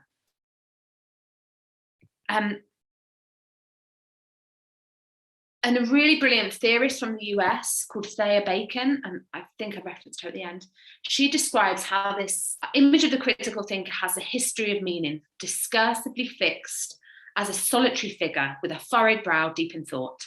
And in such a context, emotion and possibly the feminine, collective thinking and uncertainty are devalued in comparison to rationality and the masculine, individual reason and an assumed kind of clarity of argumentation. So what she's saying is that the way Kate is thinking about this idea of critical thinker isn't just Kate's life. It reflects a social understanding of how we might imagine somebody clever or important or as this kind of thinker.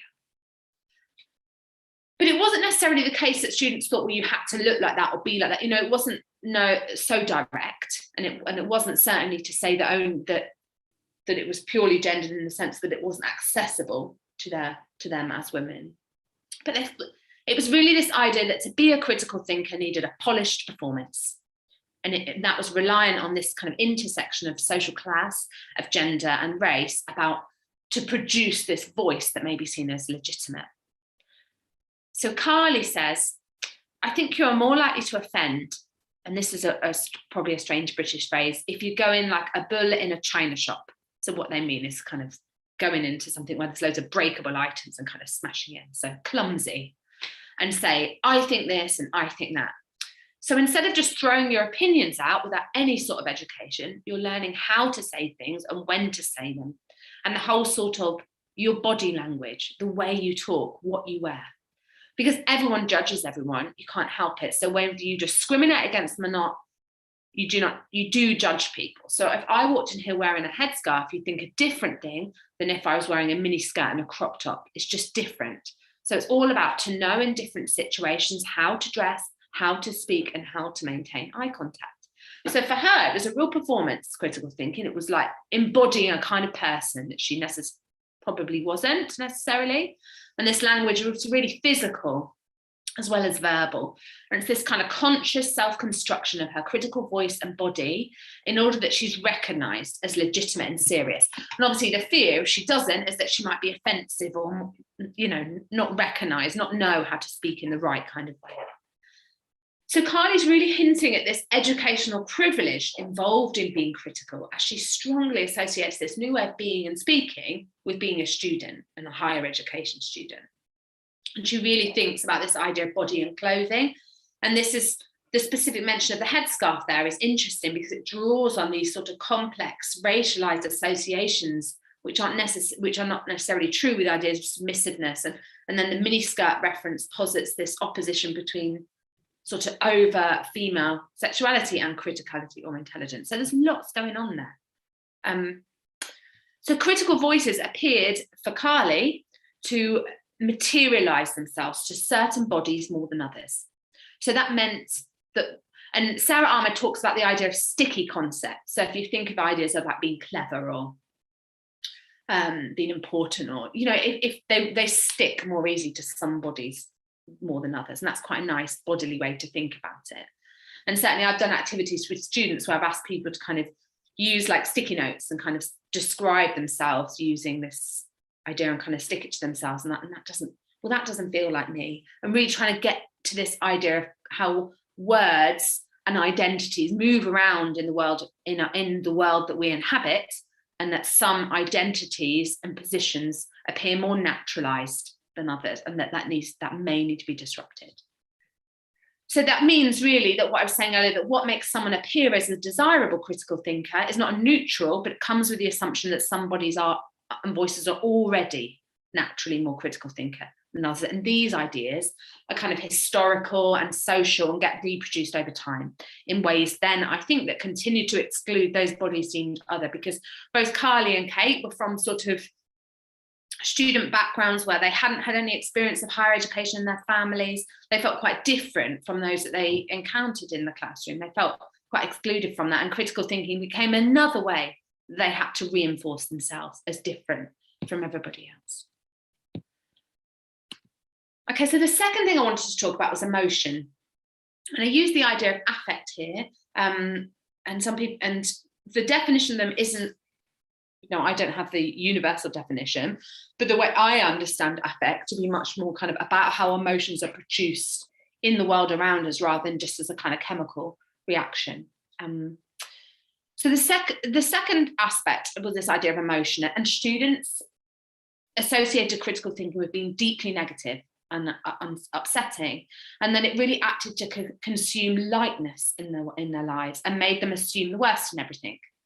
And of course, like, that's not to mention the potential risks and dangers of being critical about certain things in certain contexts. And there's some really good work that I've cited at the end by Asara Felix, and she looks at students in Kazakhstan and the kind of some of the things they're working with as they start to be critical in particular ways. And students often remarked, we don't have anything critical to say, we really liked it. So no one, critical to them meant kind of negative all the time. And one of the quotes here said, if I hear the word critical thinking, I think bad feelings, bad words, like fiery and abrupt, and things spring to mind, because critical is associated with words that have critical in, like critically ill, in a critical condition. So they were really negative about what it meant. And when it was presented as kind of this positive thing, this is how you get to be a student. You think critically about the world around you, you question your the knowledge that you're coming across, all of this stuff. They were like, well, hold on a minute, this doesn't feel so good for me. No one wanted to be the killjoy, and I wondered certainly how this is associated with current desires for endless reinforcement and positive likes in our kind of social media age. So it wasn't negative for everybody, but certainly it had these ideas around being a negative trait that disrupted social relations. So, I mean, this is not necessarily something everybody would do, but one lecturer, one of the activities was to read an article in the class and would come up with some questions about it, not to deconstruct it and say it was awful, but to come up with some questions about it. And then as we started to read and do that in a group, one student realised that the article was written by the lecturer in the room, which is probably a bit of a brave technique for that lecturer. And they just felt so uncomfortable. They just said, oh, I don't want to say anything. It really shut them down because they didn't want to offend that person or upset them. And it was really, really difficult to do that. And try this idea of kind of separating a person from their ideas was just too difficult.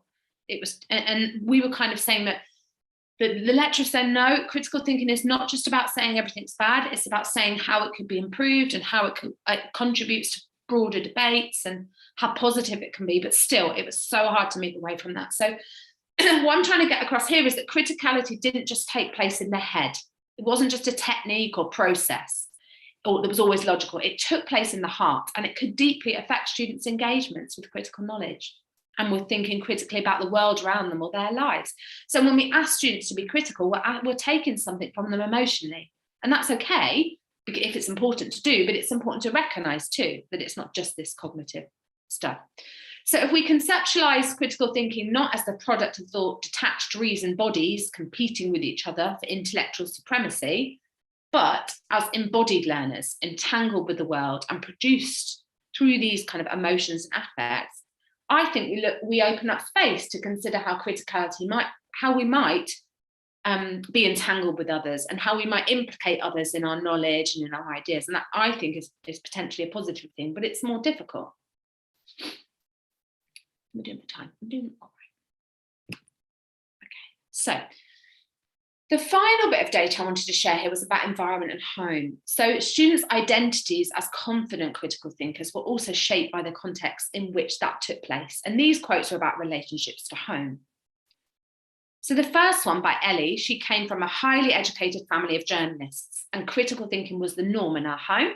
So she said every day we had every single newspaper and they'd go through it and say, that's not right and that's not right. And it was just an environment I grew up in. So that behavior, when she came into the higher education classroom, was, oh, okay, I know how to do that. This is comfortable for me. We talk about our opinions openly. We're quite comfortable criticizing power, things that aren't comfortable to everybody. That was straightforward for Ellie. So when she accessed higher education criticality, she could perform those vocabularies much easier. She was much more practiced than her colleagues, and that was hard. And Tobias here, he had a really clear dividing line between critical thinking being academic activity that he did in the university, and it was new, and he wouldn't do it in front of his friends and family who had not been to university. So Tobias and other students like him said that their critical selves required more creation, more translation, more moulding in order to feel as natural as Ellie. So that's obviously much harder for those from less privileged backgrounds, possibly, in this example. So it shows, of course, how place makes a difference to what is possible, and it raises questions about what the home might do. So me and my colleague, we did some work on Roma students in higher education in Europe.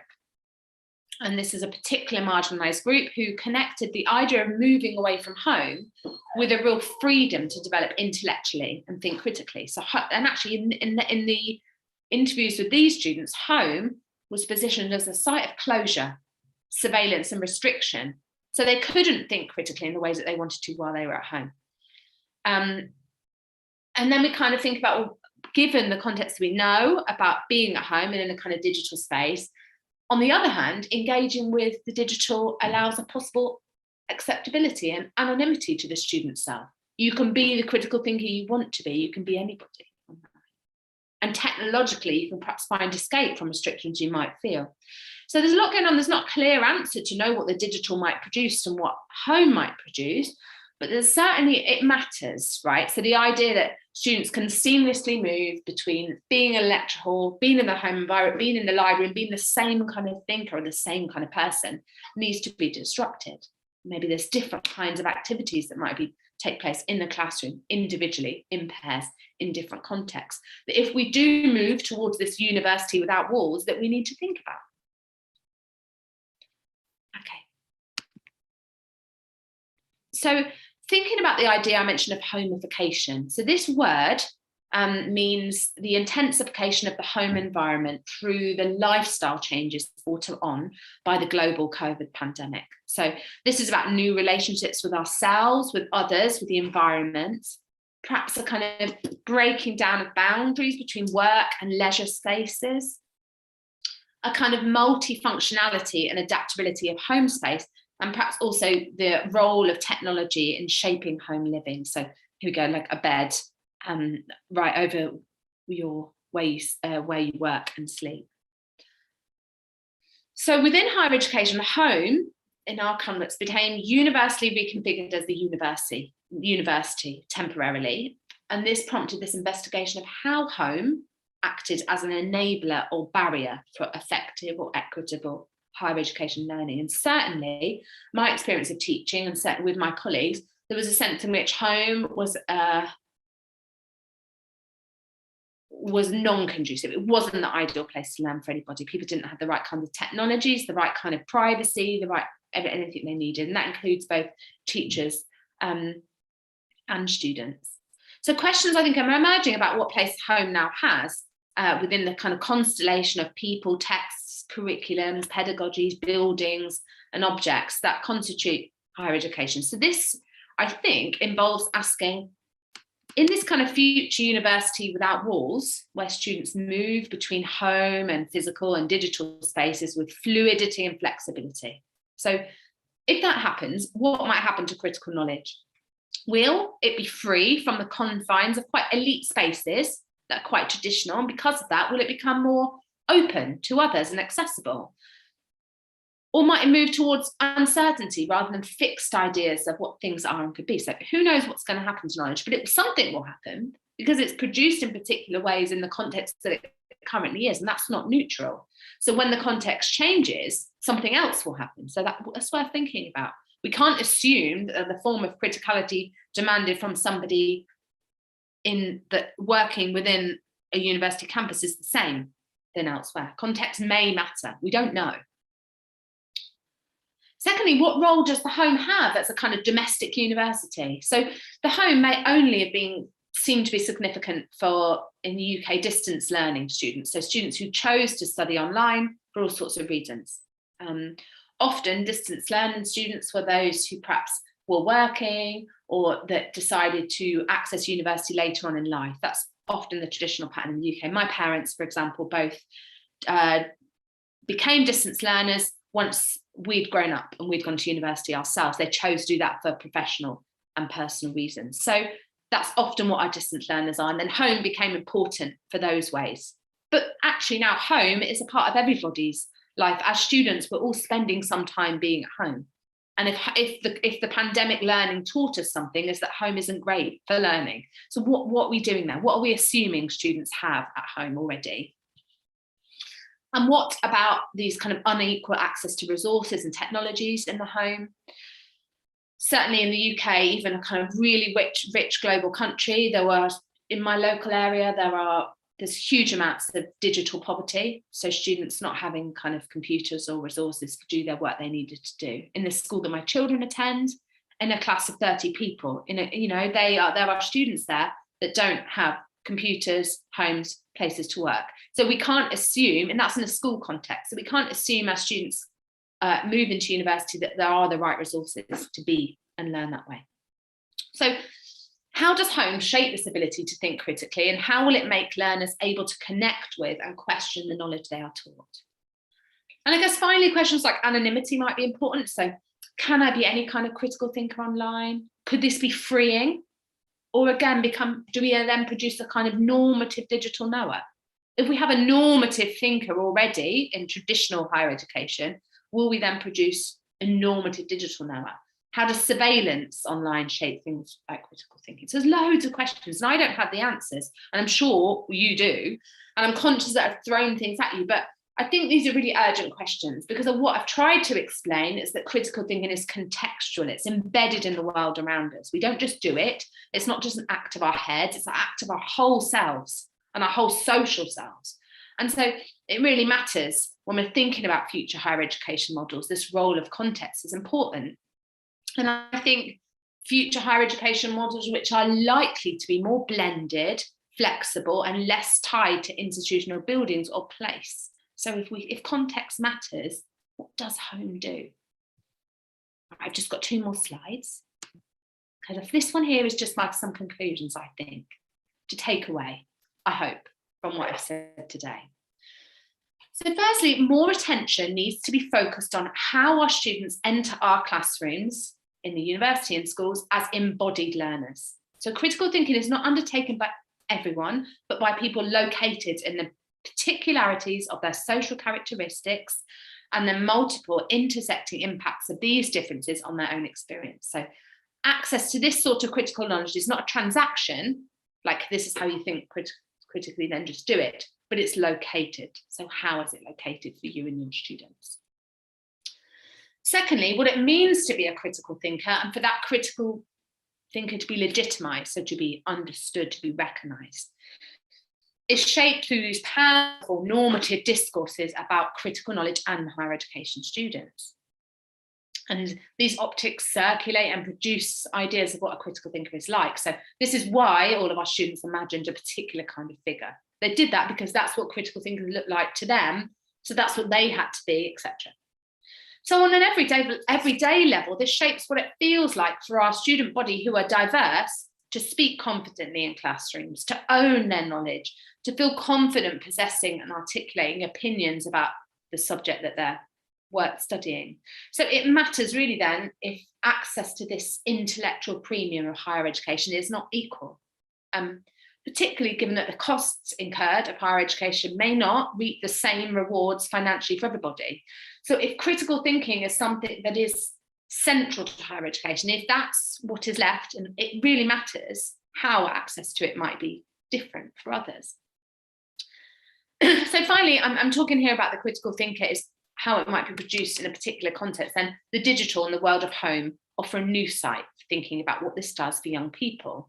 who want to think critically about the ever uncertain world around them. So my hope is that you can take some of these ideas and questions forward in your own studies and with your own students.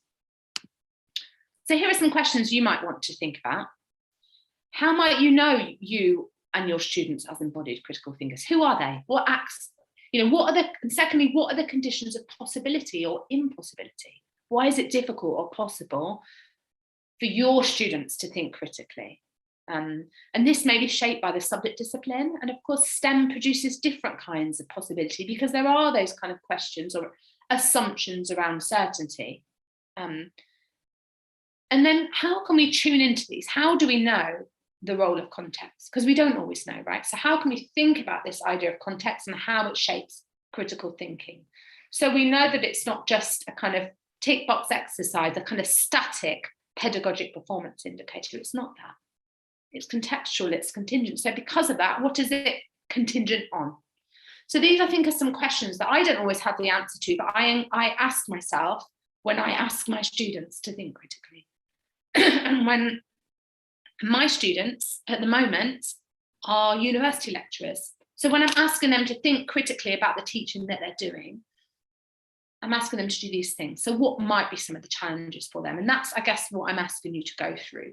When we ask students to engage with the pedagogy, which we think is part of the furniture, we need to make these kind of assumptions more open, I think. So I want to thank you for listening. This is an image of, it's quite a famous image, I think, of these White Cliffs. And this is about, it's only about 1.5 miles from my house. So I feel really lucky to have this view here. So I hope you are facing a view that's sunnier, but equally beautiful. And I hope you enjoy today and enjoy the rest of the conference. So thank you for inviting me. It's been a real pleasure. And I really look forward to answering any questions that you have. Okay, thank you. Thank you. Thank you so much, Dr. Danvers, for the presentation. Now for the next, we will have question and answer session. And here we get so many questions from the audience. In the chat section. Okay, for the first question, we have, okay, Suri Damanik in here. A very insightful material, Dr. Danvers. My question are, do you think critical thinking improvement also related to cultural backgrounds? And when is the critical time for developing critical thinking? Okay, that's a really good question. So yes, I think it is shaped by cultural background. Now, I had a kind of very, is there such a thing as a culturally similar group? But yes, so the students that I was researching were mostly white British. And that was it. It was a self-selecting group. So that's interesting in itself. When I asked the whole group who would like to come forward, the international students didn't come forward to talk about it. And I don't know the reasons why. But there are some interesting studies, and Dr. Felix's study is one which I shared, which is looking at the role of culture. But of course, and there's an often understanding which is repeated in our by lecturers that certain cultures can't think critically or don't think critically. And we get that all the time, even in assessments. And I have to say, no, that is not true. Like, it's not true, but the way you understand it is from your own Western context. So you need to start to think about why that is. Everybody has the possibility to understand knowledge and ask questions about it. It's a fundamental part of our intelligence, I think. But not everybody would perform it in the same way as you. So I think when the culture, it produces those assumptions, doesn't it? So yes, it is kind of culturally shaped. And of course, one of the challenges is that our students aren't culturally the same. So when we're doing critical thinking, they're not all going to respond in the same way. And the second one, what did you ask me in the second bit? Okay. Okay, well, I think this is for the second question. This is from Tasha Harap. Hi, Mrs. Danvers. It is really great to see you in this virtual meeting and hear your topic. I'm Tasha, a student of Guidance and Counseling Program 2020, Universitas Negeri Medan. I have some question. So how important is critical thinking in our life? Does it play a big role in someone's career? And how big is the impact of critical thinking in the world of education until this century? Thank you. Okay, so some really good questions. I just realized that the other aspect of the question was about when is the ideal time for developing critical thinking. Now, I guess from birth, right? Like it's not just something which we do in school. So we have an early years foundation stage curriculum in the UK, which goes from people in nursery education. So my little girl who's 2, when they do her reports, they talk about critical thinking there, even then. So I mean, that could look like things like knowing why they've made a choice to use one toy or another toy.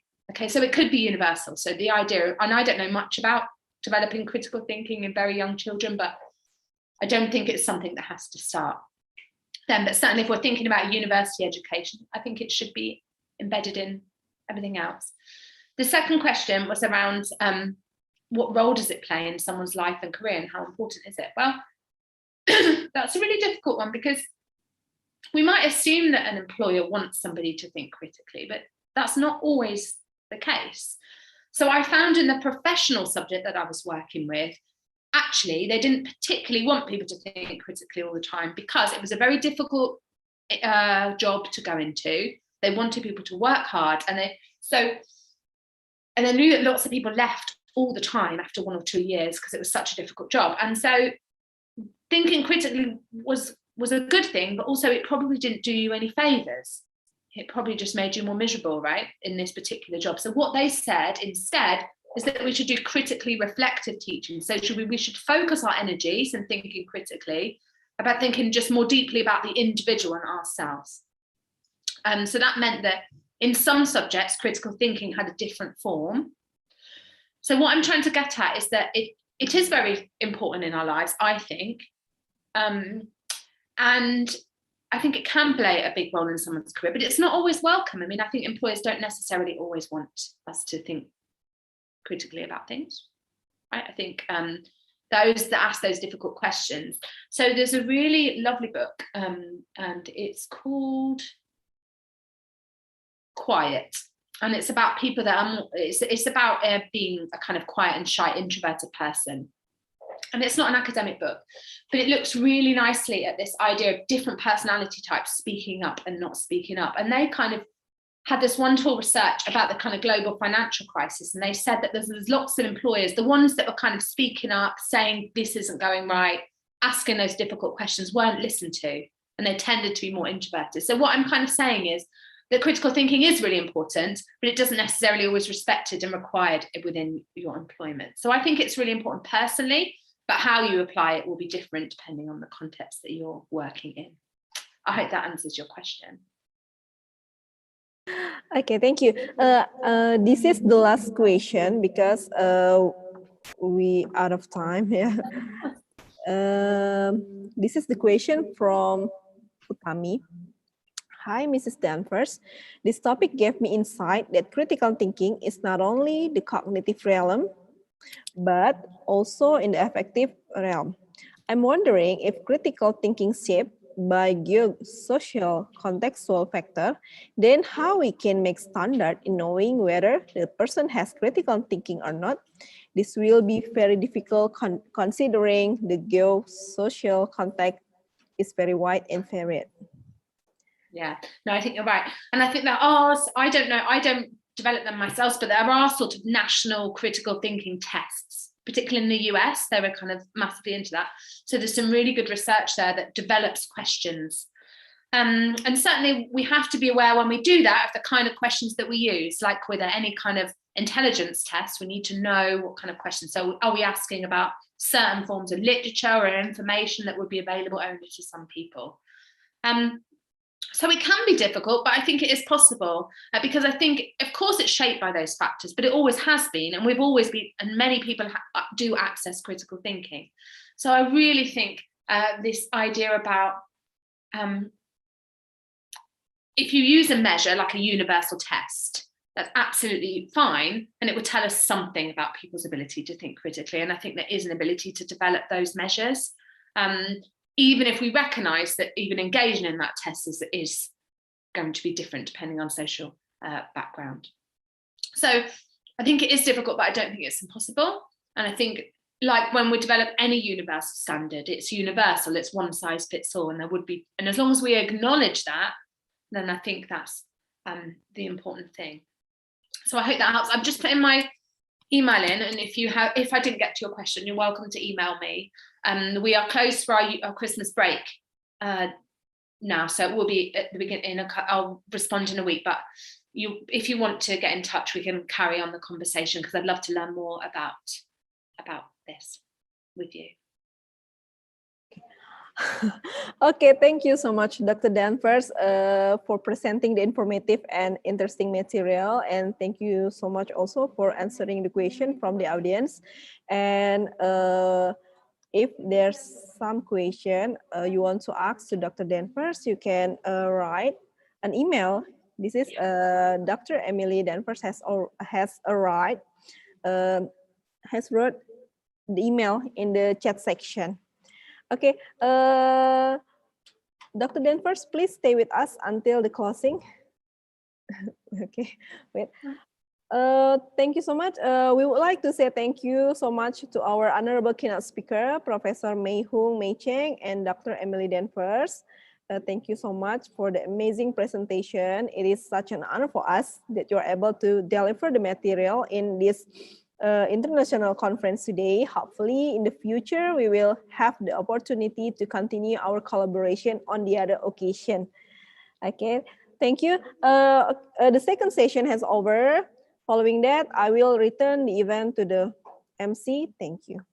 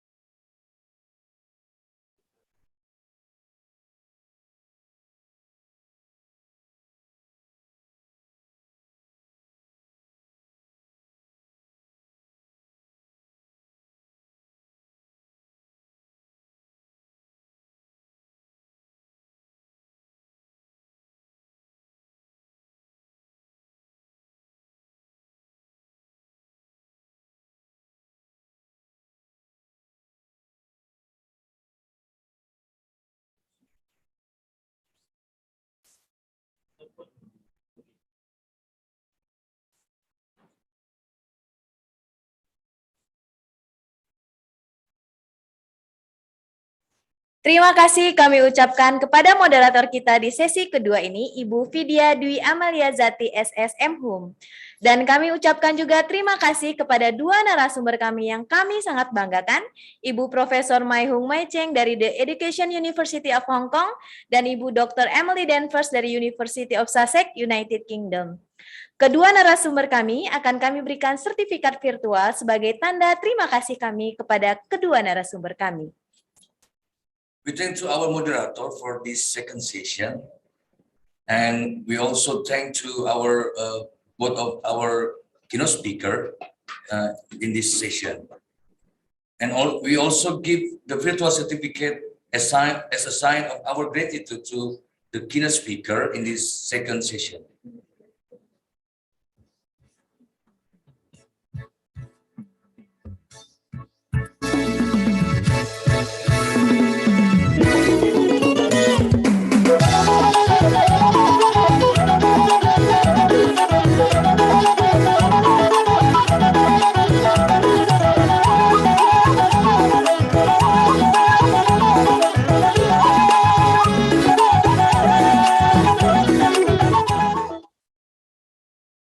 Para hadirin yang kami hormati, acara berikutnya adalah penutupan iKonser 3 oleh Wakil Dekan 1 Fakultas Ilmu Pendidikan Universitas Negeri Medan oleh Ibu Nani Barorah Nasution SPC MA PhD. Kepada Ibu, kami persilahkan. Ladies and gentlemen, this is the last agenda. Closing statement by Vice Dean 1 of Faculty of Education, State University of Medan, Nani Barorah Nasution, SPSC MA PhD.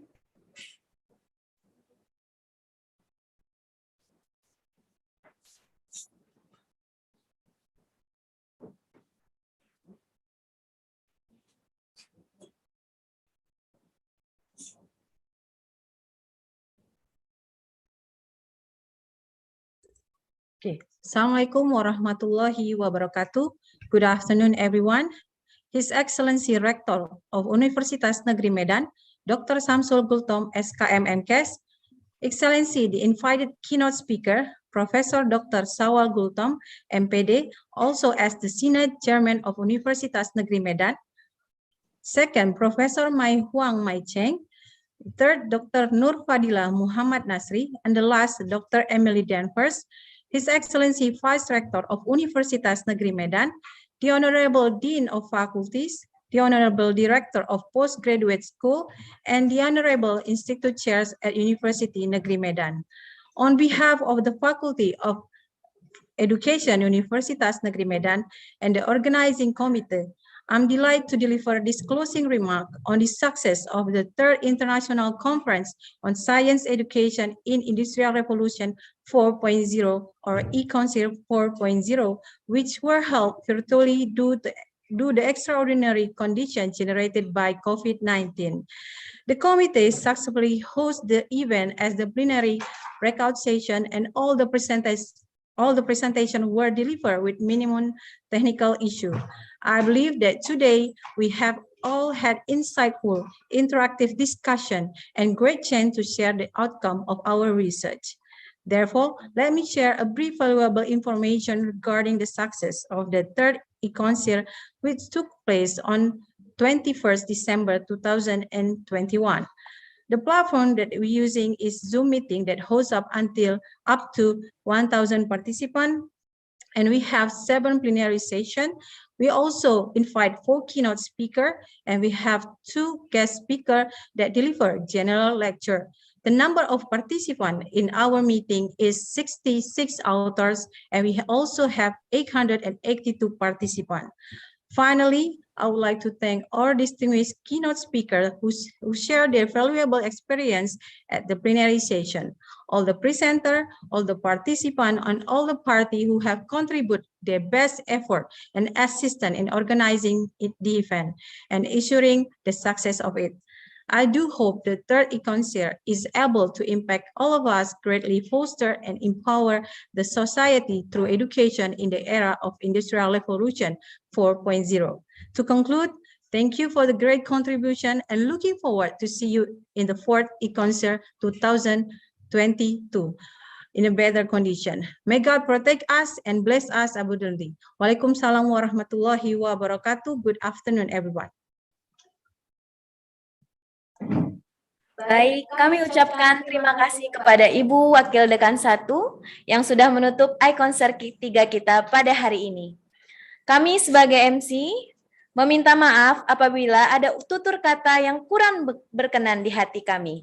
Kemudian acara ini juga kami ucapkan terima kasih kepada Rektor Universitas Negeri Medan, Ketua Senat Universitas Negeri Medan, Wakil Rektor 1, 2, 3, dan 4, Dekan, Ketua Lembaga, dan Direktur Wakil Dekan di lingkungan Universitas Negeri Medan. Kami ucapkan juga terima kasih kepada Bapak Ibu narasumber, Bapak Ibu author, Bapak Ibu peserta seminar, Bapak Ibu panitia yang bertugas, dan yang paling kami hormati dan kami ucapkan terima kasih yaitu kepada Bapak Ibu pimpinan Fakultas Ilmu Pendidikan. Ladies and gentlemen, whom we respect, we are at the end of the events. We apologize if there were words that not pleasing to the heart of our speakers or of participants. We express our gratitude to keynote speakers, the authors, the seminars participants, the committees, and the leadership of Faculty of Science of Education.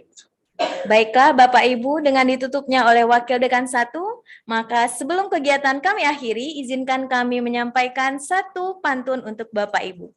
Rirang-rirang gumpari, Gumpari meruah-ruah, sirang kita gundari, gelas sirang menjua-jua, horas. Sampai jumpa lagi di iCouncil 4 Fakultas Ilmu Pendidikan Universitas Negeri Medan. Saya akhiri dengan wabillahi taufiq wal hidayah. Assalamualaikum warahmatullahi wabarakatuh. Selamat sore dan sampai jumpa. Mantap, mantap. Alhamdulillah, mantap. Terima kasih semuanya. Terima kasih Bapak. Bapak Ibu, Pak Dirman, Bu Kamsini, Bu satu padakan, boleh. semuanya terima kasih banyak. Pak Irsan, Pak Mirza, Bu Suri, terima kasih banyak semua panitia.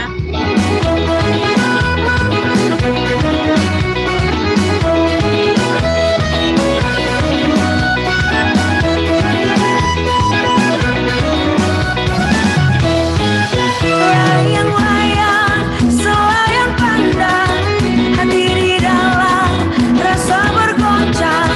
Jangan ragu dan jangan bimbang, ini lagu selayang pandang. Lama sudah tidak keladang, tinggi rumput dari lalang. Lama tak ku pandang, hatiku bimbang. Lama tak ku pandang, hatiku bimbang.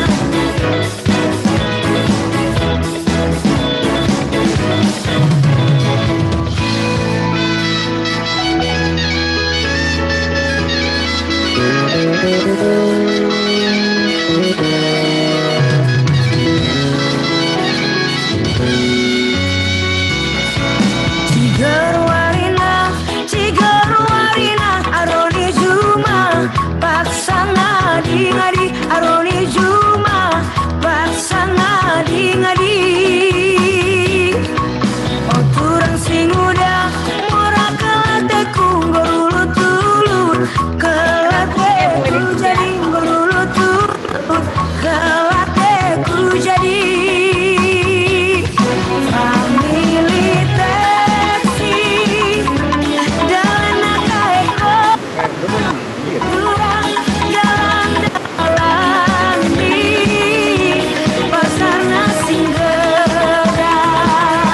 Undangan dia, debaku bantangku, turang kenangan teku jadi langit terang.